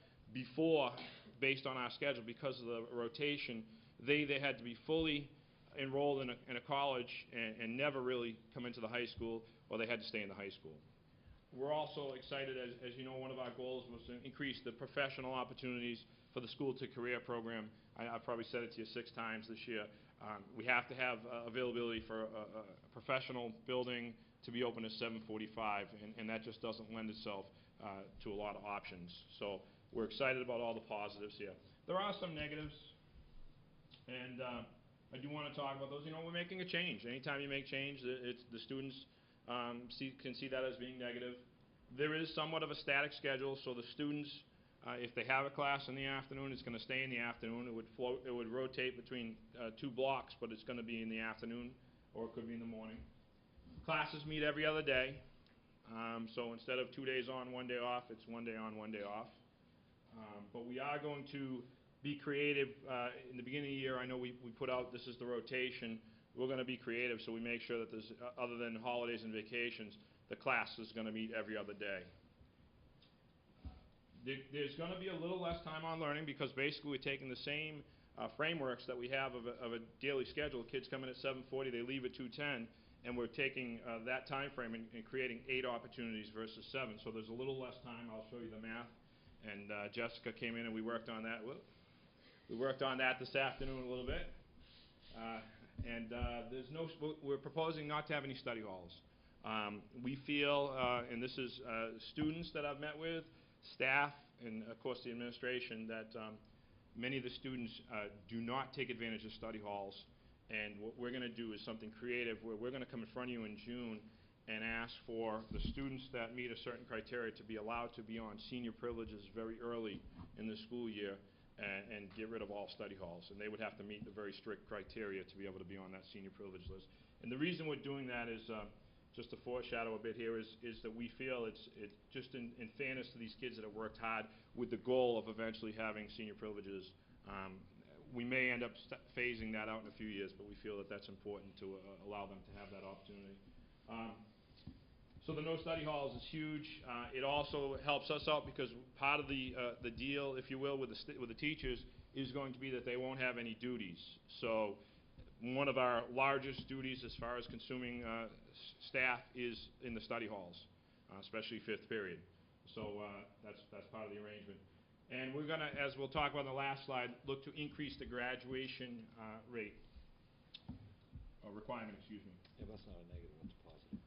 Currently, and I want to talk about the time, based on a 7-period schedule, the students meet the 80 minutes is in the morning for 60 classes, 50 in the afternoon for 60 classes, and it comes out to a total of 130 hours per class. Now, I am omitting 5th period because it is a larger period, and it's one that stays stagnant, if you will. But these are the rotating periods. Our proposed schedule is based on an 8-period schedule. As I showed you earlier, it's 83 minutes, and there'd be 90 classes. It comes out to 7,470 minutes, which equates to 124.5 hours, 124 and a half hours. So there is a 5.5-hour difference.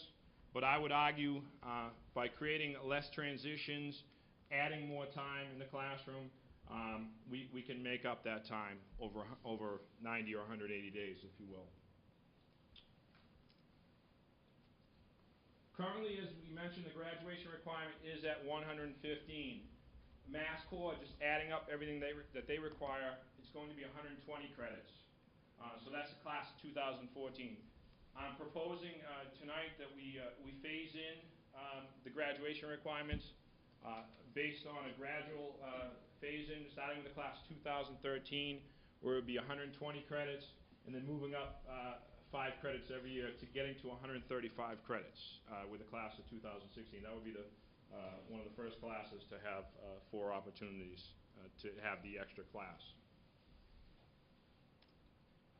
And that concludes my PowerPoint presentation. I certainly would love to answer any questions or comments or concerns. Rhonda?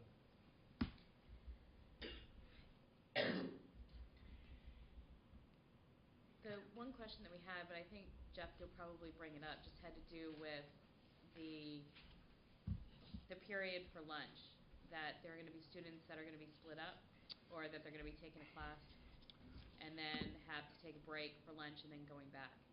Can you tell me, does that exist today? It exists today, and it's going to have to exist under the schedule. Basically, we cannot fit more than 300 students in the cafeteria. Currently, we're at about 784 students in the building. We had 4 lunches at one point in time. We cut it back to 3 lunches a few years ago. I would love to cut it to 2 because you hit it right on the head. Basically, this is the way it works now, and it's worked this way for many years. Basically, you'll have for about 41, 42 minutes, they'll be in a class. Then they'll go to lunch for the 26 minutes. Then they're back in that class for roughly 40 minutes. So it is a disruption, and it does take a little bit of time. Again, you've got basically another passing time, another time to regroup the class. It's very difficult. If we were somehow able to fit another 100 kids in that cafeteria, we could do it early and late. So either you'd go to lunch first and then do your block, okay, or vice versa. So it's frustrating because we're just short, and it's not the seats, and it's not like I can say, Dr. Rabinovich, we need to buy 13 more tables and we'll be all set. It's just we're not zoned to be able to have another 100 kids, and it's just not physically big enough. But it is an issue, and it's a concern. Do you mind me, what is the experience? Have you experienced that? I've had a middle lunch my freshman year, and I personally liked it because some classes tend to get which boring. classes did you? What did you just say? That's not the right answer. I know, it sounds outrageous, outta but here. sometimes you just want Need to a take a break. break from class. Right. So you get out of class, you get that chance to talk with friends, cool down if you feel extra chatty, I guess you can say, and then come back. I find sometimes it's easier to regroup because you have that time to cool down, chat with friends, come back, be refocused. So in some instances, it can be a good thing. When we want If candy, I can interject, there was a method to the classes that we did put in there that were broken up, and we felt it was important to keep the math classes together without any interruption, and the science classes as well. So the classes that do get disrupted have been the math and the English and the history. What about electives? Electives are mostly jump into the phys ed, for instance, because the kids running around. We don't want them to eat beforehand for obvious reasons. They eat third lunch, and most of the electives are either first or third. Okay. I'll let other folks. Kenny? Scott, what is the, well, actually, let me start over. I've actually heard already from kids. Did you hear the rumor that Mr. Palladino is going to eliminate study halls? How are we going to get our work done?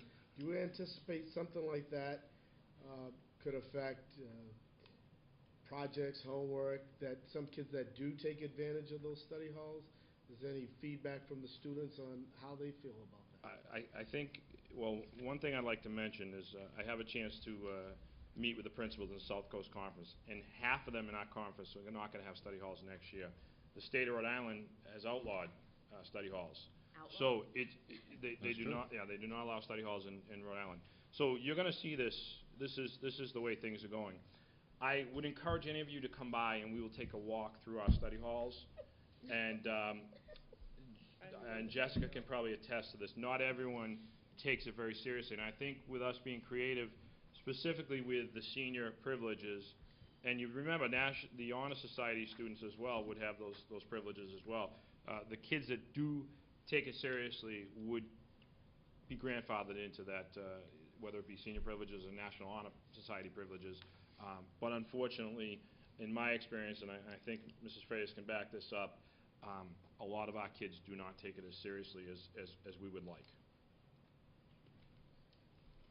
Are there study halls through all the schools in the middle school too? Dr. Ramirez, maybe, or Mr. Gilmore's here. I just curious. Study halls. So it's just at the high school. And remember, we're competing against schools that don't have study halls, and Right. I want these transcripts. I want a kid walking out of Wareham High School to be able to compete with anyone in the state or in the country. And right now, with 115 credits, we can't do that. No, I think this is an excellent proposal. I support it. I think my personal opinion is that, well, I was probably one of the only kids in school that utilized study hall to its fullest and read all Mr. Sylvia's assignments. But I understand Jessica's feeling too about, you know, I don't know if you were talking about study halls or lunch when you were talking about recuperation time. Lunch. Yeah. Lunch? No further questions? Thank you, sir. Jeff?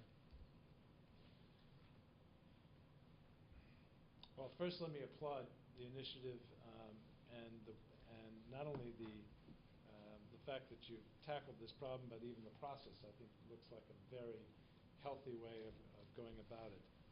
I'm also going to assume Mr. Palladino was kind enough, or whatever the correct term is, to actually let me weigh in at one point, and I assume that the idea I had just didn't work, so I won't bother pursuing that. Okay, appreciate that. I certainly trust, and I just appreciate that you gave me the opportunity for some input.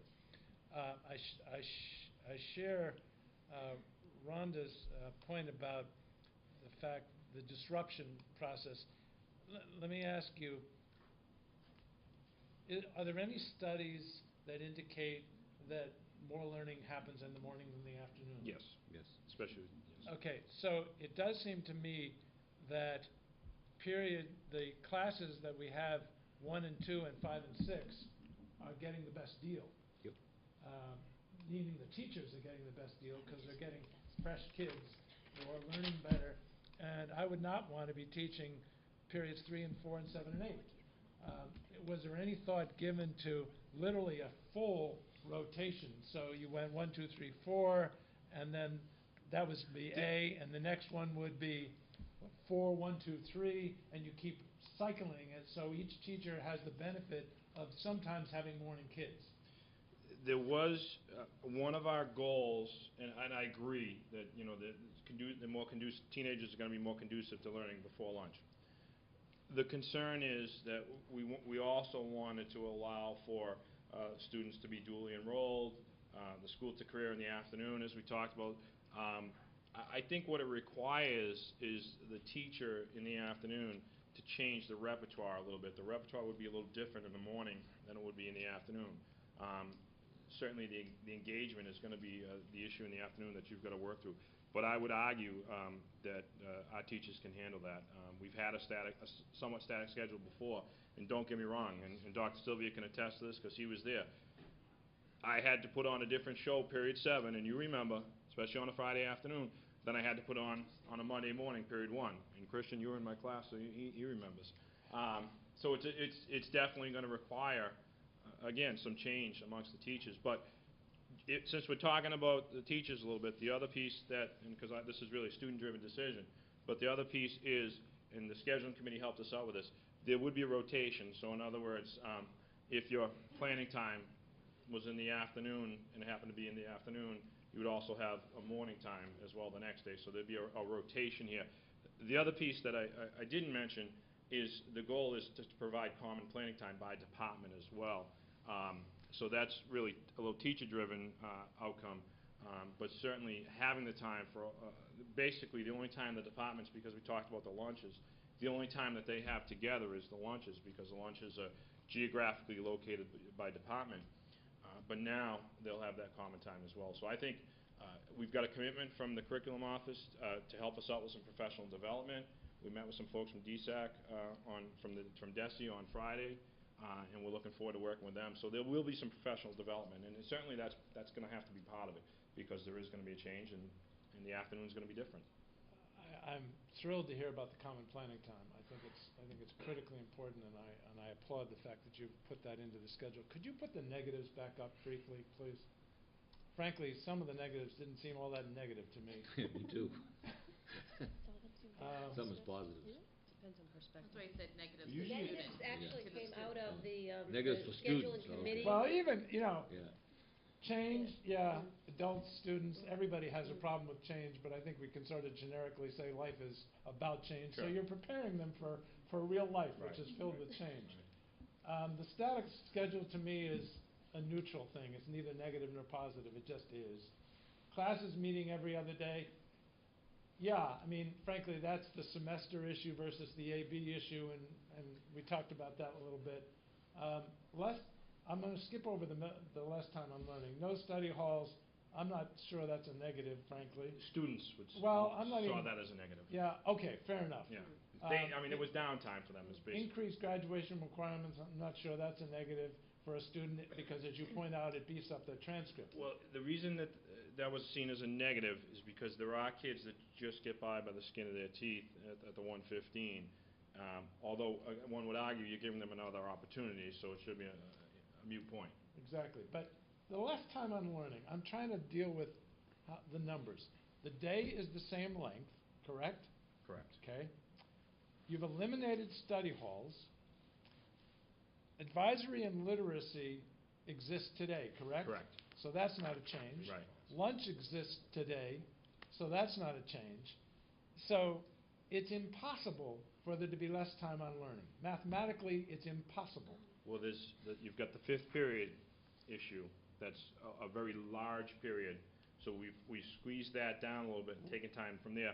And one thing that I really didn't advertise is, and Jessica, I think we talked about this today as well, we took a 4-minute passing and reduced it to 3 minutes.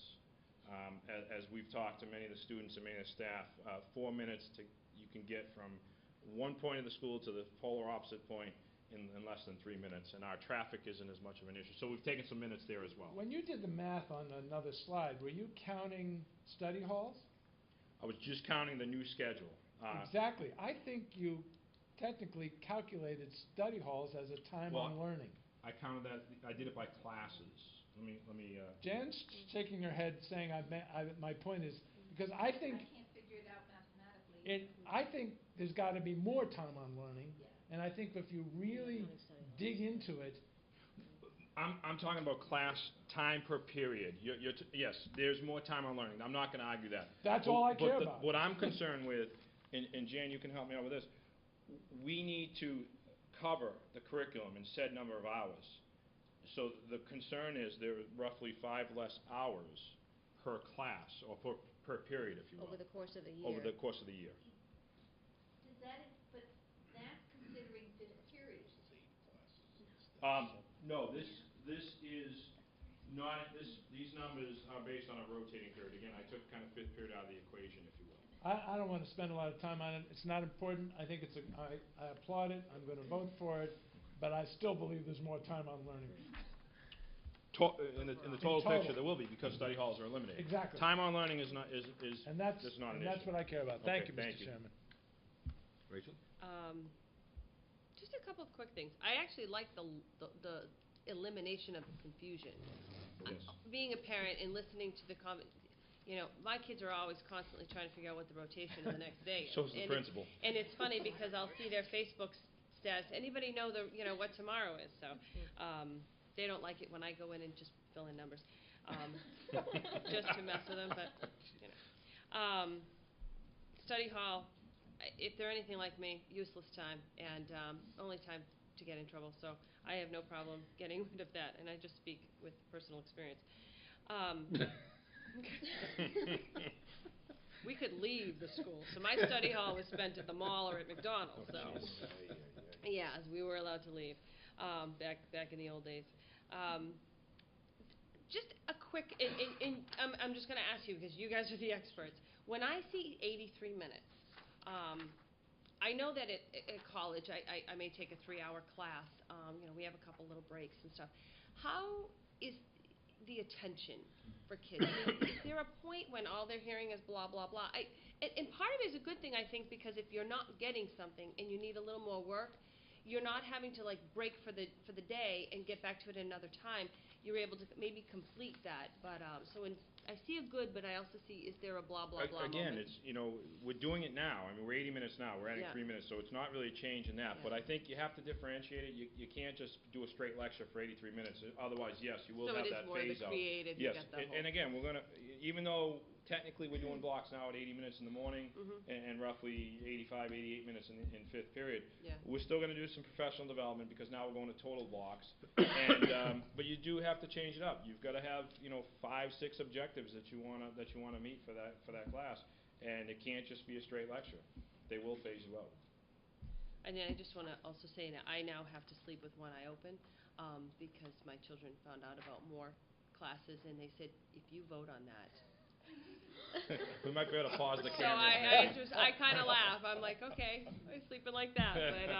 But Four, and I told them I 1-0. was going to vote for extending the day, so they better watch it. So. Well, they've only got a few more years left. I Right? know. They're going to go, all right, let us get through No, it. otherwise I do. I like the less confusion, the little. I think it seems to be a better schedule. Great. Thank you. Jess? You said you were reducing advisory time from the 24 minutes to the 20? Yeah, there was a typo there. Okay. I think maybe the total time was incorrect, but I think the time frame Okay. was correct. So I think it was actually. So that was just a typo? Yeah, it should be Okay. 20, and that was corrected. Yeah. Okay. I'm good. Good? Okay. You ready? Let me sit down.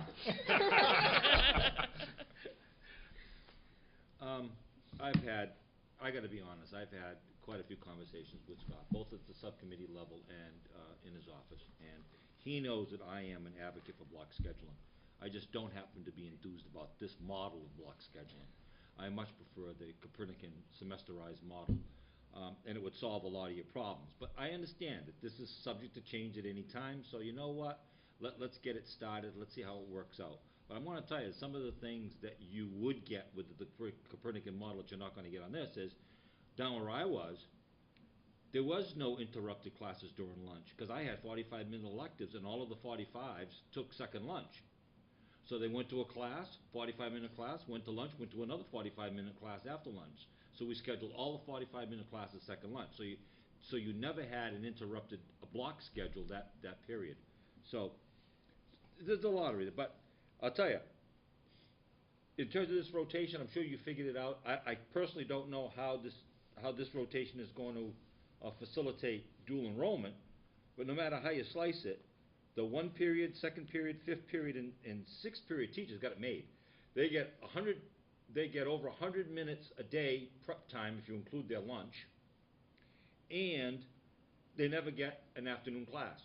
So I would lobby, if I was in your building, to be a 1st, 2nd, 5th, or 6th period teacher, because they would get extra prep time because I'm including their lunch, and they would never get an afternoon class. Good deal.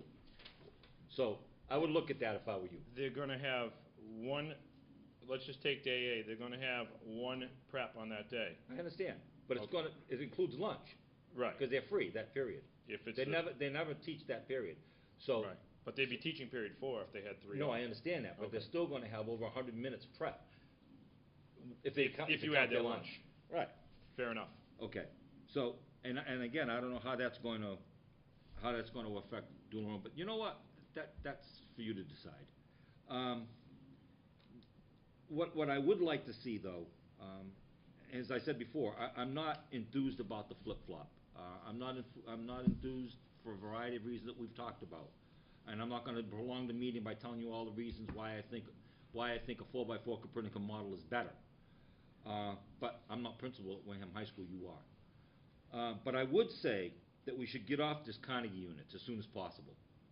these 5 credits are a nuisance. They don't comply with the state. Most schools across the state have got 1 credit classes. You go to class for a year, you get a credit. And I think as soon as we convert that and conform more realistically to all of the high schools around us and the state, you know, so my suggestion on the proposed graduation requirements is get rid of the Carnegie units and make it simple. They take a year class, it's a credit. If they take a half a year class, it's a half a credit. Senior privileges, you did bring something up today that does bother me. And I didn't know about it before today, so that's why I'm going to bring it up. If you're going to allow senior privileges, the assumption is they were unscheduled. The assumption is they had no class scheduled for that period. Right. So, in essence, you haven't eliminated study halls, or you don't have full enrollment. Full enrollment is full enrollment. Right. Kids are registered for 8 classes. Right. If you're gonna institute senior privileges early, you've got a group of kids that don't have 8 classes. Right. Right. I think it's something we definitely, as I mentioned, we'll be coming to you and And that does bother me. Right. Because I think the whole beauty of this is academically engaged kids. And when you were talking about time-on learning, you know, if we can academically engage our kids in a variety of either core subjects or experiential subjects, then, you know, that's time well spent. So if automatically we're going to open it up to senior privileges in September, all right, a little man goes off in the back of my head that says, well, they weren't scheduled to begin with. So that does bother me. But in terms of I like the common planning time. I think that's good. Advisory is good.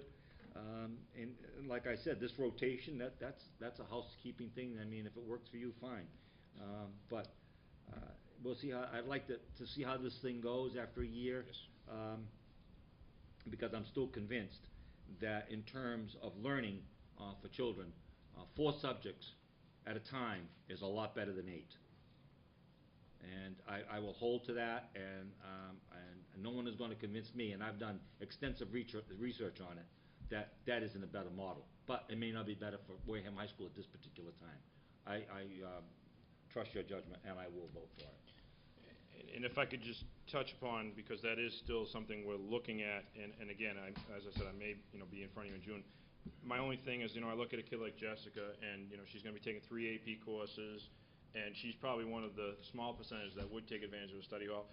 She's been working her tail off for 3 years to be in a position, and there needs to be an we need to do a little study on that to see, is it fair to Jessica, who's had this goal of having senior privileges, and this new principal comes in and makes all these changes and blows the place up, and now I don't have my senior privileges. Well, I've never been a big fan of senior privileges anyway. I know you haven't, but I just, in fairness to the process, we have to spend a little time investigating that, having my leadership team talk about it, and make sure that we hear everyone out and come up with a plan, if there is going to even be a plan.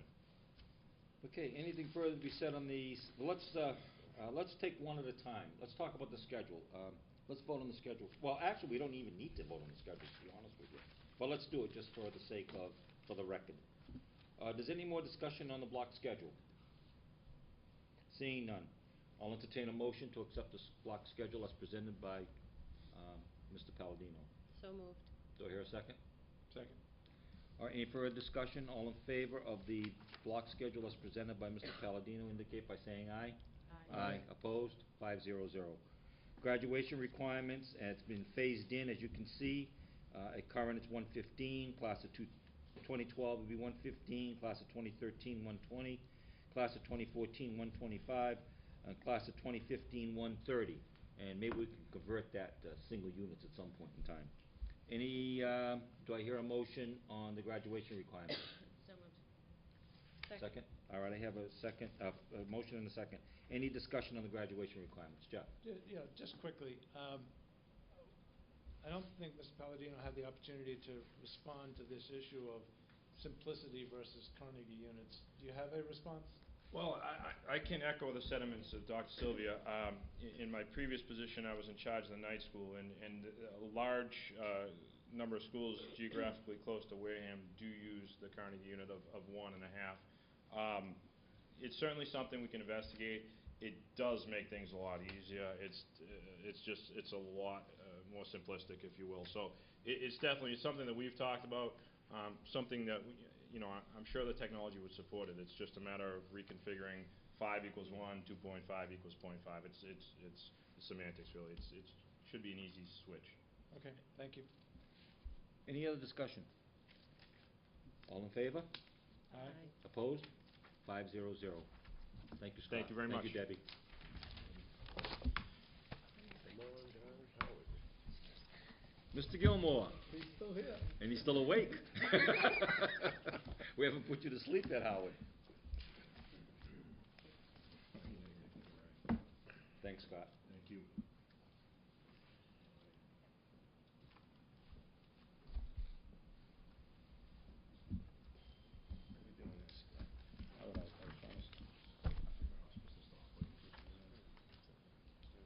Throw it in if you want.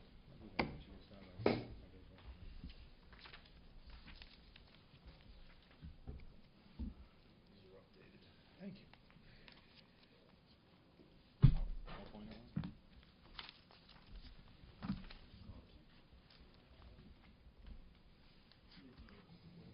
Second one down is updated.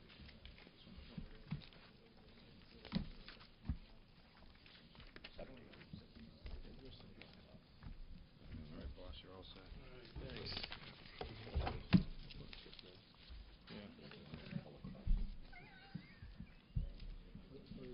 What is the change from this one? I can pass mine down. I'm done. When he's done, I can pass mine down.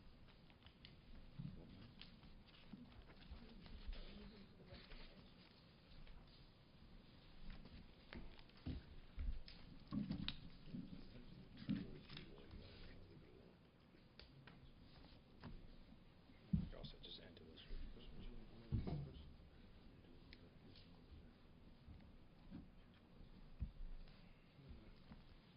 Here we go. You already have the PowerPoint presentation. Preliminary, the one that you're receiving tonight just has a few other things that were filled in. The mission is still the same, provide the best education we can for middle school kids, get them prepared for the high school and life beyond. Just so you know, we do have a rotating schedule, and we have a longer blocks, and we have no study hall, so we are preparing the kids for the high school experience as they go forward. Attendance, one of the big issues, obviously, of school improvement and of AYP, and that's where we are today, as of the end of February, I should say. Caring, cooperative, and respectful, 3 words that we use all the time. Thought you might like the slides over the past 3 years. And in color, you can obviously get the best. And then you can see kind of where we've been and where we hopefully are continuing to head. And then we get to the goals. And I went through this with the school council on March the 7th just to make sure that we were in harmony as to what we had done and what we hadn't done. And so, there you go. AYP we need to talk about. In ELA, slight dip, 86.5. They wanted us at 88.5, but we had no status because we achieved aggregate in the subgroups over a 2-year period. Therefore, this is our first year, so they consider it no status. If we don't make it next year, we'll be in difficulty again. For mathematics, if you look at our scores, we improved across all of them, and we in the aggregate. The trouble is we didn't improve as fast as they wanted us to improve. The one group that was, if you remember the year before, we were in the aggregate. We passed in the aggregate and in 3 of the subgroups. The only subgroup that we didn't was the African American. And this time we tripled our scores in the African American, didn't make it in 2 other ones, low economics and special education. Made it but again, by not making, I mean we didn't make what they required us to do. But overall, and you can see that mathematics is still an issue. The state's at 84.3, we're at 71.5. So we still have an uphill climb, if you will, as far as mathematics is concerned. We did do quite a bit of analysis this year with the SES kids and the non-SES kids. SES meaning socioeconomic status, SES. And what we did is we really took a look at every student. We took a look at their grades. We looked at their, whether they were special ed, 504. We looked at what of the subgroups they represented. And then we also took a look at 3 years of MCAS data, as well as the grades that they scored in the classes, so that we really took a hard look at these students to say what group of students are in the 230 or whatever. And we have about 52% of our kids who are not proficient in either one or both subjects. All right, but that's the number of kids we're dealing with. Okay, so that's 52% of our population of lives. It's down from about 74%, but nevertheless, we have a lot of work to do. We also tried to make sure that those students who were SES kids who are eligible for tutoring did in fact get the tutoring. So we sent home letters, we sent home applications, all of those kinds of things. And every time I sent a letter to the parents about their children not being successful, I included the SES form so that we have them here. We also increased the busing in the afternoon so that we now have 3 days of late buses so that students can on any day, Tuesday, Wednesday, or Thursday, go back for extra help, go to the SES tutoring, and also further goal that we had was creating intramurals and having kids play intramurals. They can do that as well as part of the process. Workshops, expanded professional learning. I just tried to put down some things that we have done. The all grades in the Peace Builders workshop, Peace Builders being our theme, that certainly is there. We did the training. Half-day 6+1 workshop, and the 6+1 workshop was by non-English language arts teachers. So the science teacher presented, the math teacher presented, of how they are implementing 6+1 writing traits within their curriculum. Then I thought you might be interested in the number of meetings per month at the staff, because we talk about collaboration and those kinds of things. That's the number of meetings that they are required to go to and participate in. And then once a month I have an administrative meeting where the assistant principal, myself, the team chair, special ed teachers, all the grade level teachers and integrated art teachers, we meet and we talk about students. The first thing on the agenda is special education. The second thing on the agenda is guidance and students of concern, whatever that concern may be. Okay? And then the rest of the agenda, it's very formal, and I put out the agenda. Excuse me, Howard, what's a team? Yep. What's a team chair? Team chair is guidance counselor, school psychologist. Each house has one. Thank you. We did 2 writing samples this year. The first one was a long composition, and then during one of our early release days, we scored that. We had 9 winners. They received letters from Lisa Breeze, who's the curriculum leader for ELA. We also gave them gift cards to Chili's, and we have posted their writing samples so that everybody can see what good writing is all about. We also, on March 1st, did a nonfiction reading piece and an open response. Those will be scored at our April 6th early release afternoon. Portfolios we continue to do. Those are the dates, as you can see, of the weeks of collection. And then we celebrate portfolio night with the parent coming in with their child to sit down and go through their portfolio, kind of the things that they have done this year. The standards that we have and that we are aiming for are posted in all classrooms. They're on that big sheet paper, if you will, easel paper. And high-frequency words, we have the 55 magic words that came out of the curriculum in the various areas, but they're not all being implemented at the same time, if you will. Midterm and end-of-term common formative assessments. We basically have 6 in every subject area.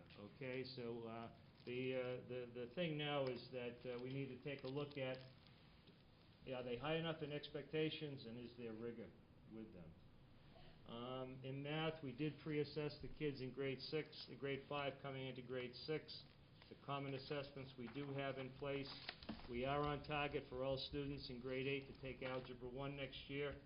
And remember that Algebra 1 is the same Algebra 1 as at the high school. We give the same mid-year, we give the same final. Which was the next, the meeting scheduled, plenty of time to collaborate through what we're doing. We could certainly use more time, but what we have. We tried to talk about what have we done to improve the climate, make sure parents are aware. We now have, for the most part, probably 90% anyways, an updated website. And finally, on March 7th, the principal's newsletter arrived on the scene. It's only been about 3 years in coming, but it's there. And so those are just some of the things that are happening. The spaghetti supper, honor society inductions, another one coming up on April the 28th. We hosted the bullying presentation for the parents. We do Red Ribbon Week. At the end of the year, we do our Students of the Month. We have the parents and the kids all meet for breakfast. And then the clubs we expanded significantly this year. And so we have about 10 clubs that the students can participate in. We began the intramural program thanks to you folks. And right now we've had basketball, volleyball, weightlifting. We got running coming up starting next Tuesday. And we have field hockey, and I forget what the other one is that'll be happening in the future. Student of the Month selections come through the Student Council. Students are nominated. Those names go to the teachers, and the students are selected. They are handed a certificate by their assistant principal. Their picture gets taken. Letter goes home from me, and they also get Dunkin' Donuts that supported us with a gift certificate as well. We have, if you walk around the building besides student work, you'll see all the MCAS All-Stars. Those are the students who are in the 2010 were advanced or proficient. Their names are posted and around.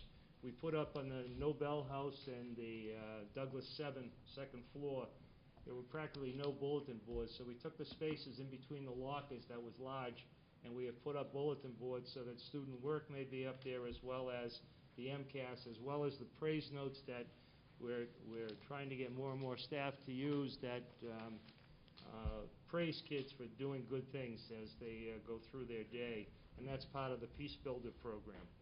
We do the Peace Builder Pledge on Mondays and Fridays. It's on our website, and basically the 3 words I always use, caring, cooperative, respectful, tends to do the job, but there is a pledge about seeking out wise people, giving up put-downs, being a peace builder, if you will.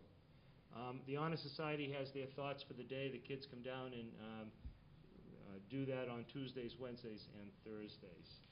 A survey for parents and the report card that goes home on the 25th will be how to access that. Remember, parents will be accessing it through the website, both the parents and the staff. The students will do on April 6th in the morning during an extended homeroom. And then all of our kids, 6th graders, went to Camp Burgess.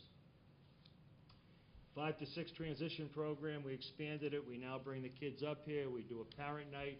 We're going to have all the clubs and activities there so that the students can see and the parents can see. And then in August, just before school begins, after they get their letter about where they're going to be, what house and so forth, then we have an open house with the student council kids, and they get tours of the building so they can see exactly where they need to be when they arrive on August, whatever date it is. Daily announcements, the parents love that part of our website because they can see what the kids don't tell them.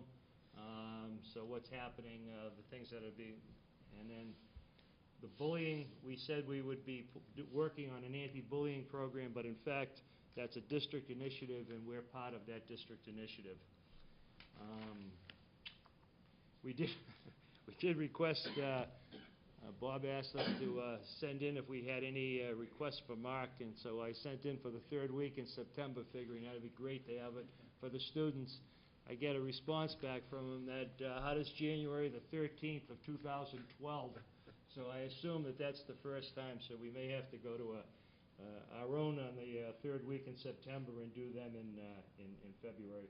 But we'll also try and do another parent night, because the first parent night, we didn't seem to have as many parents. Do want to remind you, too, of Rachel's Challenge, which is on April the 13th. We have the parent night at 7 o'clock at the high school. We have the middle school program here on the 12th, the 3 assembly programs, and then the 9th and 10th grade on the 13th over at the high school with the high school program, which is a little bit more graphic. And I think that just about does it. There we go. Technology, we haven't done a lot on. We keep working with Study Island, but other than that, we do train when we get some new technology in, but not probably the way it should be. All right. Any questions, concerns? Okay, I know it's getting late, but Yep. we'd like to go around the table, so bear with us. Jeff? Just two things. One, I just noticed in the literacy area, there was sort of an uneven response by the faculty to your efforts regarding vocabulary. Any particular reason why you think that occurred? I think it got lost in the shuffle somewhere, that's about it. I think when we talk about it with the curriculum leaders and we talk about it within curriculum meetings, there's an intent to make it more active. It just isn't universally done across all of the staff. And more importantly, when you send out those letters to parents about the tutoring that's available, it's interesting, I was listening to NPR today, and they had some parent, admittedly, she was admitted to being a wealthy parent, and she talked about the fact that she could afford to give her kids as much tutoring as they needed, and she thought this made it for an uneven playing field. Now, here's tutoring being provided for free, and all they really have to do is grab it. What percentage of the parents that you send this letter to grab hold of this opportunity? We sent, I have here 220 kids who are eligible for it, and we have about 87 who are enrolled in it, and probably I would say of that 87, probably 70 who I would consider to be active participants. We probably have another 10 or 15 students who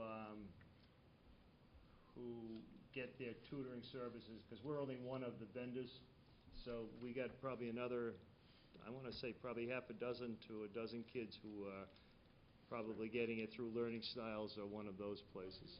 Yeah. So it sounds like almost two-thirds are just not availing themselves of the opportunity. That's correct.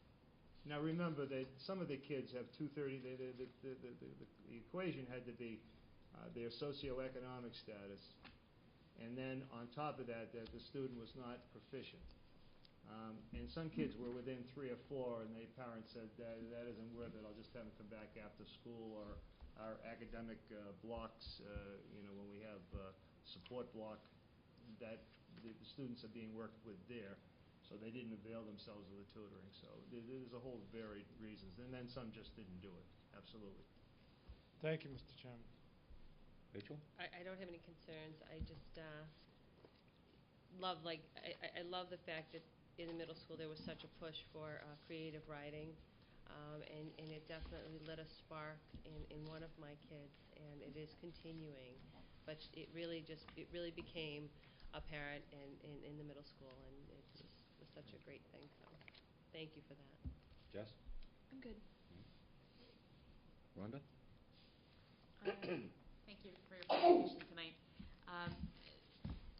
Happy to see the format kind of changing in the update.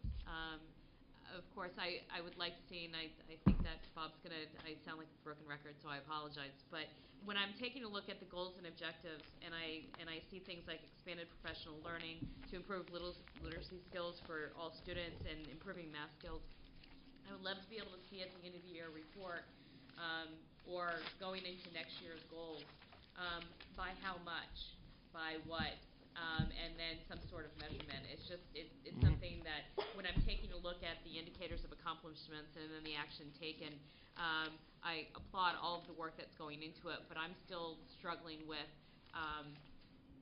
what is the ultimate goal. So when I'm taking a look at your actions taken, is that enough to achieve a goal that's completely out of whack, or do we need to increase that goal? So again, for me, how you're going to measure some of the what the goals are is something that I'm really looking forward to going into next year.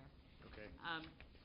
The one question that I had was to improve literacy skills, the portfolio night. What kind of participation do you get from parents? Much better last year than the first year we did it. And so it's improving. We'd like to get 100%, but we're probably lucky we get probably 30 to 40%. 30 to 40% of the students? So do students show up without their parents, or? Excuse me? Do students show up without their parents just to at least present their portfolio, or is it No. really more of a It's really a parent? parent-student. It just Okay. takes a while to build that. I mean, it's kind of a new thing for us, so, I think hopefully over the course of, we can improve by 10%, or whatever it may be, And just so you know, I noted it as something to discuss at the next Community Relations Committee. We talked a lot about current events or programs that are going on and how can we do different things to have more involvement. So I'm going to note that, but also just so you know, there were 2 members from the middle school that weren't able to attend. They kind of, they had so many other commitments. So I'll be sending you an email that I'm looking for 2 other recommendations, just so then we make sure that we're hearing about these things and coming up with new ways to promote it. I had one other question. The last question that I have, and thank you for indulging my questions. The expand student involvement in school community and in the Wareham community, the indicators of accomplishments and the action taken, there wasn't really any reference to that goal. Are there things currently going on in the middle school, or that's one of the things that's just kind of being pushed? We're still working. Okay. I mean, we do work, yes. I was part of the library strategic plan. I was invited to be part of that particular process. But as far as the school being actively, no. We're not doing as much community service or the other kinds of things that we should be doing in the community, and that needs to be addressed. We have it in the guidelines of the National Honor Society, and we have it in the guidelines of Student Council, but we haven't gotten to that point where we actually have kids out there. The Renaissance program probably sent the most kids out there, but that's been somewhat because of Mrs. Drinkwater maternity leave and so forth. There hasn't been a real, quote, advisor to it, and therefore not as much activity within the building. Some students are still doing community service, but it's far more limited than what it had been in previous years. Okay. My last question is to Mr. Luzon. Have the trainings gone on yet for the new school improvement plans and the formats, or is that still to be done? Okay. Oh, yeah. We've been trained. It's just trying to put this into that. I know. Didn't work. I completely understand. All right. That's the reason why I'm completely backed up for this year. But I think it's just important each time that I'm seeing these that you see, just as a school committee member, how important it's going to be for next year. For all that to be in there, but I absolutely. I had a hard time with it, so I wasn't as smart as the goal should have been. So as a result. I appreciate your honesty. Thanks. Is that it? Yes, thank you. Kenny? Just one question. On the, I think last year or the year before you came to us and expanded the time on learning in math, yet we continue to see problems in the area of math. What are the next steps to address some of that? That's a very good question. I'm not sure that I can give you a good response at this point. I think what we're trying to do is we're obviously making gains, and so the wholesale approach has worked, but I don't think that works for a number of kids who are already proficient and advanced. So that's the piece that we still need to work with, and how do we get the kids the intervention that they need at the time that they need it. And I honestly don't have a plan at this particular time of how that's going to happen. I mean, we did it wholesale both in the literacy, reading and literacy, and in the hands-on math piece. It's working because our scores are improving, but not at the rate that they should be. But so I think it's helped us.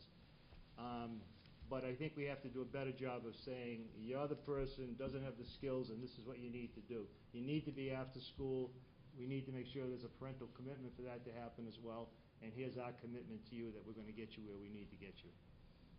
Have we seen any improvement in the math scores from elementary up to entering the middle school? Because that was an issue before. If I can answer, we just implemented our brand new math program. This is the first year of it.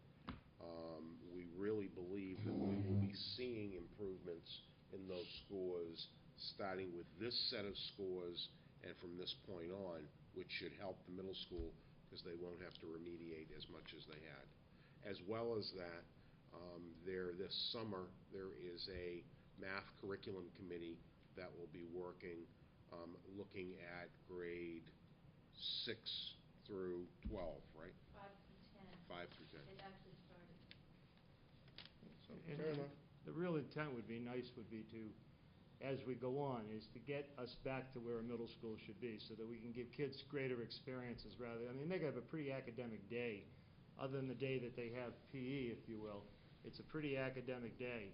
They're in 5 classes, and the classes are all academic classes, whether it's reading and literacy or hands-on math. The only our quote enrichment class is one music class in the 6th grade and one art for 60 days in the 7th grade. And we really don't have technology in here. We don't have additional experiences for kids that would be enrichment and kinds of experiences. So it would be nice at some point to be able to do that, but I'm not quite sure that we're at that point. Good. Mr. Chairman, before you speak, I think I probably need to make a motion to go past the hour of 10 o'clock. I was going to ask for that. We hear a second? Second. Okay, any discussion? I appreciate finishing the agenda. All in favor? Aye. Aye. Opposed? 500. I'll set that. All set? Okay. I just got a couple of questions, Howard. Thank you for your efforts. I like to hear gains, but unfortunately, with No Child Left Behind, sometimes the slope is a little bit steep, if you know what I mean. We still have common planning time, is that correct? We have it 2 days a week, sir. Okay. Within the framework of common planning time, in your common assessments, is there any cooperative grading going on the common assessments? The common assessments are worked on by by all the teachers in that particular grade level, and they share those common assessments. I know, but in terms of grading them, in terms of evaluating the assessments themselves, is it No. done individually or is it done as a team? They're done individually, but those results are shared. So if you have 3 6th grade Right. math teachers, they are sharing each of their results Right. to talk about Right. why are my kids doing better in these particular areas than yours, and Right. those kinds of things.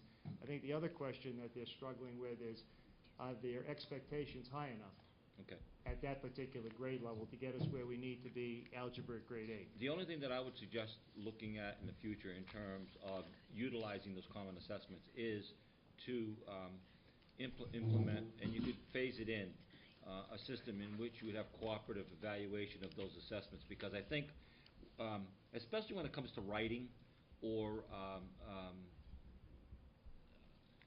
judgmental issues like that, that a different set of eyes may come up with a different set of conclusions. And by doing it cooperatively as part of their common planning time, they may get a different perspective on what they thought might have been important, might not be considered as important as a grading element for a particular assessment, if you know what I'm talking about. So I would suggest that, you gradually implement that as part of the common assessment. The other thing is, I'm still bewildered about, how do I put this without sounding callous? We're in this thing together, and what I need to just point out sometimes is the things that we don't have at the middle school because we can't afford them, like a library. So, and you said we don't have the technology, and there's so many things that we could be doing that would improve student achievement that we're not doing, and it's not because we don't want to do them, it's because we just don't have the resources for it. But one of the things that we do have the resources for is a cooperative effort. And it bothers me when I hear about a situation in which students can display concretely what they know and what they understand through their portfolio. And that's shared by 20, 25, 30% of the parents. This is a time in which those youngsters need to be made proud of what they've accomplished. Not only from the perspective of where they've improved, but also the products that they've produced that are actively included in that portfolio. So I guess what I'm trying to say is, maybe we've reached the point in time where we have to lay out a really, really high bar, not only for the students, but for the entire school community, including parents, and say, no, it's your obligation to be at this thing. And if you're not at this thing, then you know what? There's going to be certain consequences. I don't know if we've come to that yet, but 30% participation in presenting a portfolio is unacceptable. It's just this. I know you don't have any control over it. I know you can't go into the homes and drag them in there. But you know what? I think we've reached a point now where we have to constantly keep reminding people that we can't do this alone.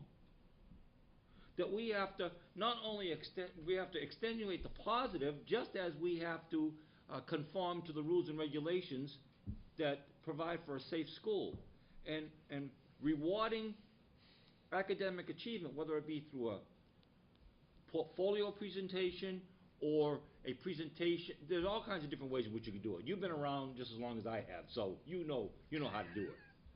But it just bothers me when I keep hearing over, and it's not just your school, over and over again, we're getting very little participation from parents, very little, and I know people are busy. But you know what? There's only one thing that is the most important, is our young people. And we can't not be part-time on that. We can't be part-time educators. You can't be a part-time administrator, and parents can't be part-time parents. So, again, I don't mean to sound callous, but I think we've reached the point now where we've got to start making some demands and saying, hey guys, we're in this together. So, I think you understand what I'm talking about. I do. Any other things to be said on the school improvement plan? You mean you didn't have Howard in school? No, I didn't have Howard in school. I didn't say he's as old as I am. I said he's been around for a while. Thank you. But I will tell you this, Mr. Gilmore. When they say the good Lord created everyone equal, I take exception to that, because I look at your hair on top of your head, and I said, that is not true. Have a good night, thank you. Thank you, Howard. Thank you, Howard. I didn't know where you were going with that. Okay. Where are we? Financial reports. Okay, financial reports. Ms. Miranda. Ms. Miranda, maybe instead of the PowerPoint that you put on, if with the chair's discretion, perhaps we could just ask people to look at the documents and I don't ask want to questions. slight Ms. Miranda, but I can go right down it, believe me, in the interest of time, that's fine, there is snow on the ground. There is? Yeah, about a half an inch, just a little. okay. No, that's really, it's fine with me. Is there anything on these two financial reports that is noteworthy, in your opinion? Yes. The your final number that you're seeing, our FY11, the budget appropriation now reflects that reduction of $407,660.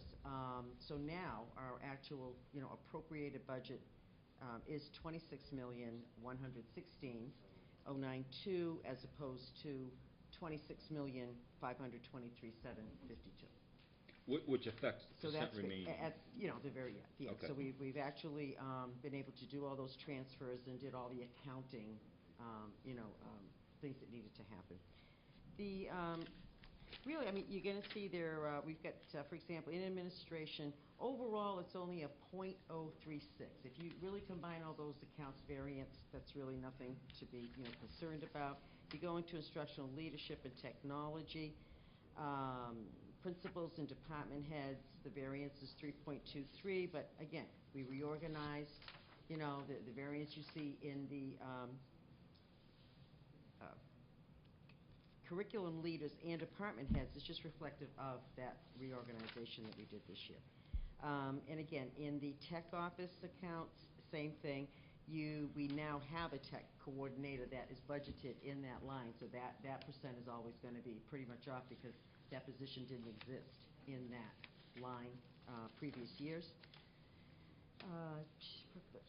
Athletics, you know, if you go down, you see this appears to be a huge variance, but again, it's really not because we did really increase our budget, you know, in order to institute the intramural program at the middle school.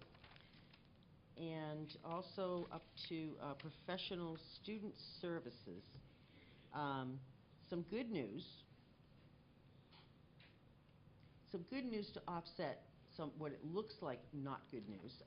In the substitute account, the 2325, it looks like a huge variance. We've actually spent $58,000 more right now than we did this exact period last year.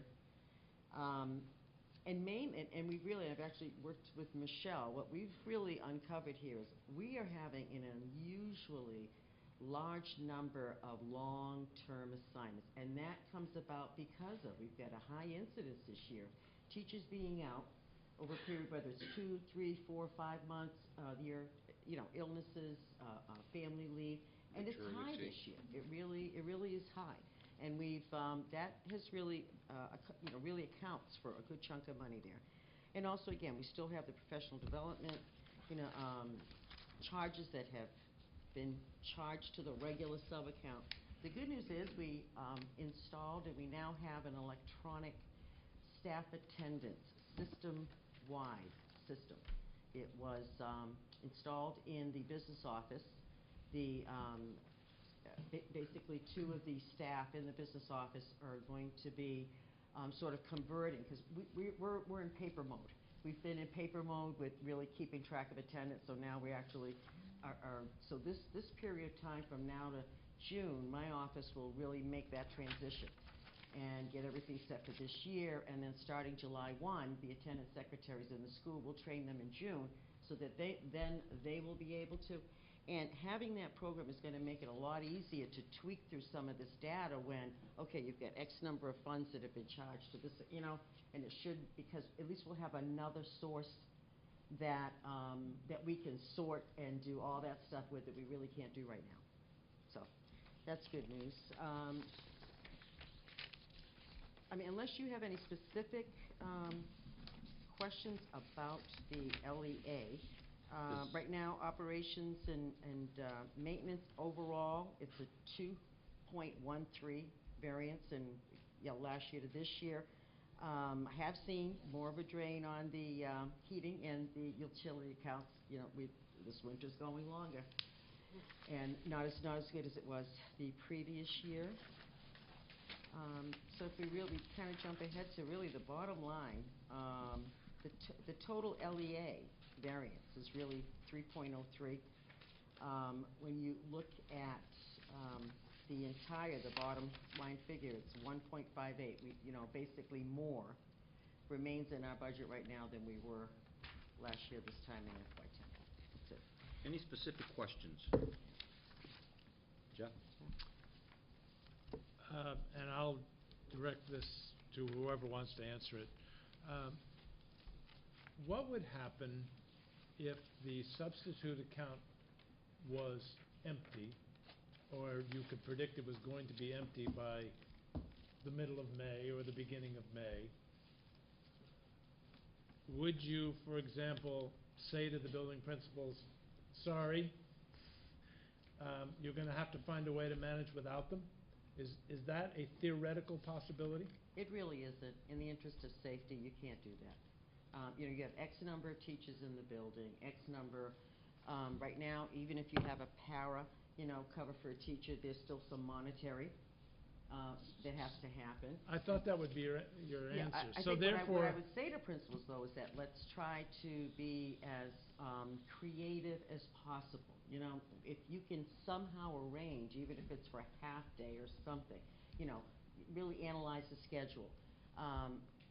Again, you can't say we can't have, have subs. What I would do to offset it is that I would then have to start freezing other accounts. And I think the approach I would take is look at individual buildings, so that if you've got one particular school that happens to be, whatever that percentage of deficit, they're part of the deficit, to then it would be really freezing monies because we can't overspend. I understand the multitude of issues. I just think if we're issuing a blank check in this area, if you have a large enough cohort, I think you can have some accountability. And our principals have a large number of teachers. And if there is abuse, I'm not saying there is or isn't, because I have no idea. But if there is, then it seems to me it behooves us to say, then cut somewhere else, because we have finite resources and we can't issue a blank check when there appears to be an excessive amount taken. Now, I realize that's a very difficult thing to say, but at some point there has to be some accountability for a $500,000 budget line item. But again, this year we are seeing, that's long-term sub-assignments, because what happens is, Jeff, after the, first, I believe it's 12 consecutive days? 10. After 10 consecutive days. That a long-term sub is in a position, if they're going to fill in on a permanent basis beyond that, we're paying them at bachelor step 1. I understand. As opposed to the daily sub rate. So those long-term sub assignments really, they can do a number. I guess the reason I'm just focusing that on budget, it. I guess the reason I'm focusing on it is I remember that you actually reduced this account. We did reduce it. In order to fill a void. You had a budget that you needed to cut, but it's kind of meaningless to cut this line item if in the end we just overspend it. And so there has to be some way, some accountability at some level. And I realize I'm asking for something that's very, very difficult to manage. But I guess what I'm saying is that somehow we need to manage it. Yes, and depending on the overall health or problem with the budget, if we felt that the money was not there somewhere else, then at secondary level, middle school and high school, there is the potential, when somebody has a duty period, to have them cover a class. Now, when you do that, there is a price, because then you can't have, like the teams, that cooperative planning group that you talked about. Well, that's gone if you take some of those people and you tell them they have to cover classes. But in the case of emergencies and so forth, we have to do what we have to do, and being in deficit in the budget would be looked upon as an emergency. Just like that we do with custodians, and we tell them for instance, in this building, there are 5 evening custodians. If we get to a point, we say, you don't call a sub when a custodian is absent. You reduce the workload. We are at that point now with our custodians in the secondary schools. If one custodian's out, we're not calling a sub, only if we've got 2 or more, out in the building. Anything else to be said on the financial report? One question. Go ahead. There's a significant difference here on 2350, 53, professional, system course reimbursements. Is that because some have not been submitted, or are we not taking advantage of that? And also, professional development teachers, those numbers seem, compared to last year. Couple of different things. For example, prior year we had only budgeted in teachers and substitutes for professional development was $59,000. This year we're budgeted at $63,000. And that was knowing that the need to do all the training that has had to happen this year. And that's the other thing that's really impacting on our sub-budget as well. There's a lot of training that has to happen. NEASC, I'm noticing too, there's a lot of coverage that then is needed for the high school to do NEASC, whether it's a half day, a full day. And, all of that is impacting. But again, the variance, part of it can really be explained because we're really looking at two different, appropriations. Very different. Anything else? Are we also talking about the revolvers? Is it both documents? Yeah, she's going to talk about that next. Okay, so Anything? then just on, Yes. on just this one, just real Yes. quick. We have 5% less we're on track. We have 5% less right now than we compared to last year in the pupil transportation. Are we on track to stay on budget there? I've asked Mr. Tatro, consulted, and he believes yes. What the pattern I see is that we're paying bills a little bit more regularly as opposed to sort of, waiting for the end of the month and then pay all that. So I know, so part of that is because we are paying more of our obligations. And And there was he's a done some deficit in projections that as far account as at the end of salary. last year. And there he has feels been like, deficits that it'll be okay. many years. I just thought it was on track right now to be 5%, even more.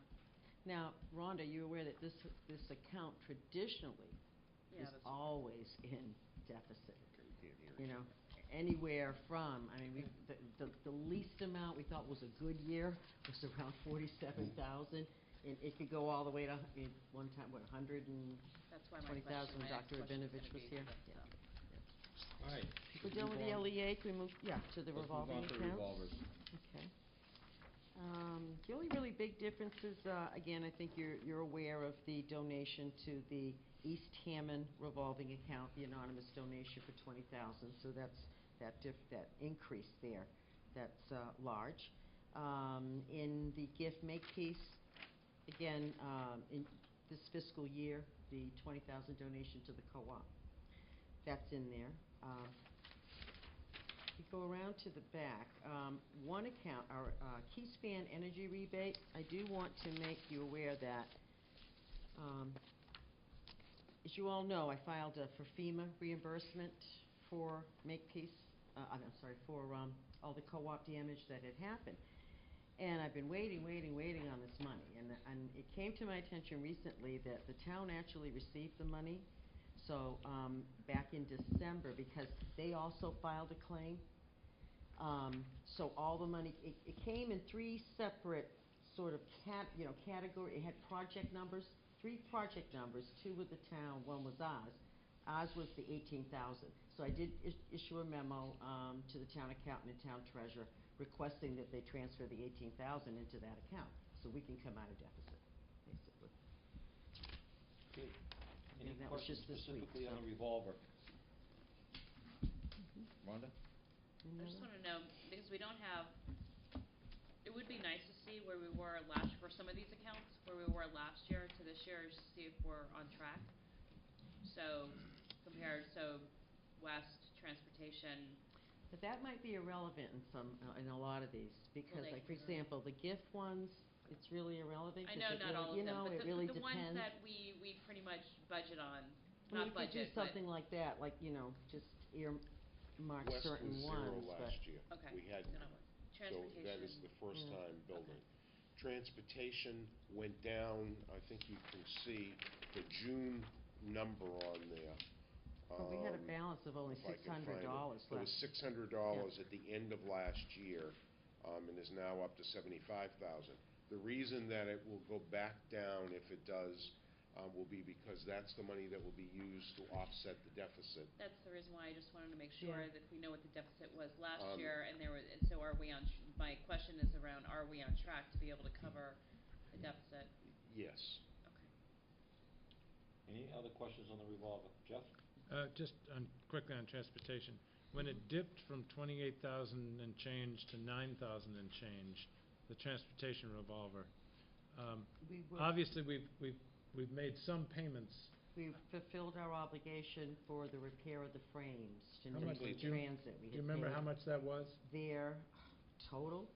No, for this fiscal year. Just this fiscal year, Yes. I did a $20,000 payment, that's appears there, and then an additional 17, and now we are, So $37,000 Completed. has come out of the transportation Yes. revolver already. Yes. yeah. Thank you. Mhm. Any other questions on the revolvers? Okay, thank you very much.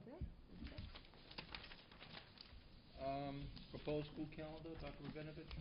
I am proposing that we table that until we can get together as an administrative team to look at the need for those days, where they can be, and if we can align some of them with next year's elections, and then come back to you. All right. Does anyone have a problem with that? So moved. Okay. Second. Good idea. Acceptance of gifts? We need a vote on that? Well, they moved in second. All right. All in favor? What was moved and seconded? Moved and seconded. To Table. table. Oh, thank you. Table Sorry. proposed. Aye. Any discussion? All in favor? Aye. Opposed? 500. Acceptance of gift, Dr. Rabinovich? I will recommend acceptance of the gift with thanks to the Wareham Lodge of Elks, 1548, for the dictionaries for all of our grade 3 students at the Deaconess and Minot Forest schools. Wow. Any questions? Motion? So moved. Second? I have a motion and a second. Any further discussion? All in favor? Aye. Opposed? 500. Dr. Rabinovich? That's all. That's the That's only all? gift we have this evening. Okay. Does anyone have any other business at this time? Yes. Ken? I just want to take a minute to acknowledge the great job that our chairman has done since he went around at the beginning of the meeting. It's a privilege to serve on this committee when you know the chairman is out there fighting for the school committee. A lot of issues have come up, and the chairman has had our back and clarified a lot of the issues. It's a pleasure to be part of this committee. We're going to have a new chairman going forward, and I understand the shoes are big shoes to fill, but also it's a resource that I look forward to leaning on to help in the transition, and I just want to thank Dr. Sylvia for the outstanding job as our chairman. Thank you. Thank you. Here, here. Thank you. With that, we'll entertain a motion. Motion to adjourn. Second. All in favor? Aye. We are adjourned. Thank you. Everybody's going to Barry's for lunch.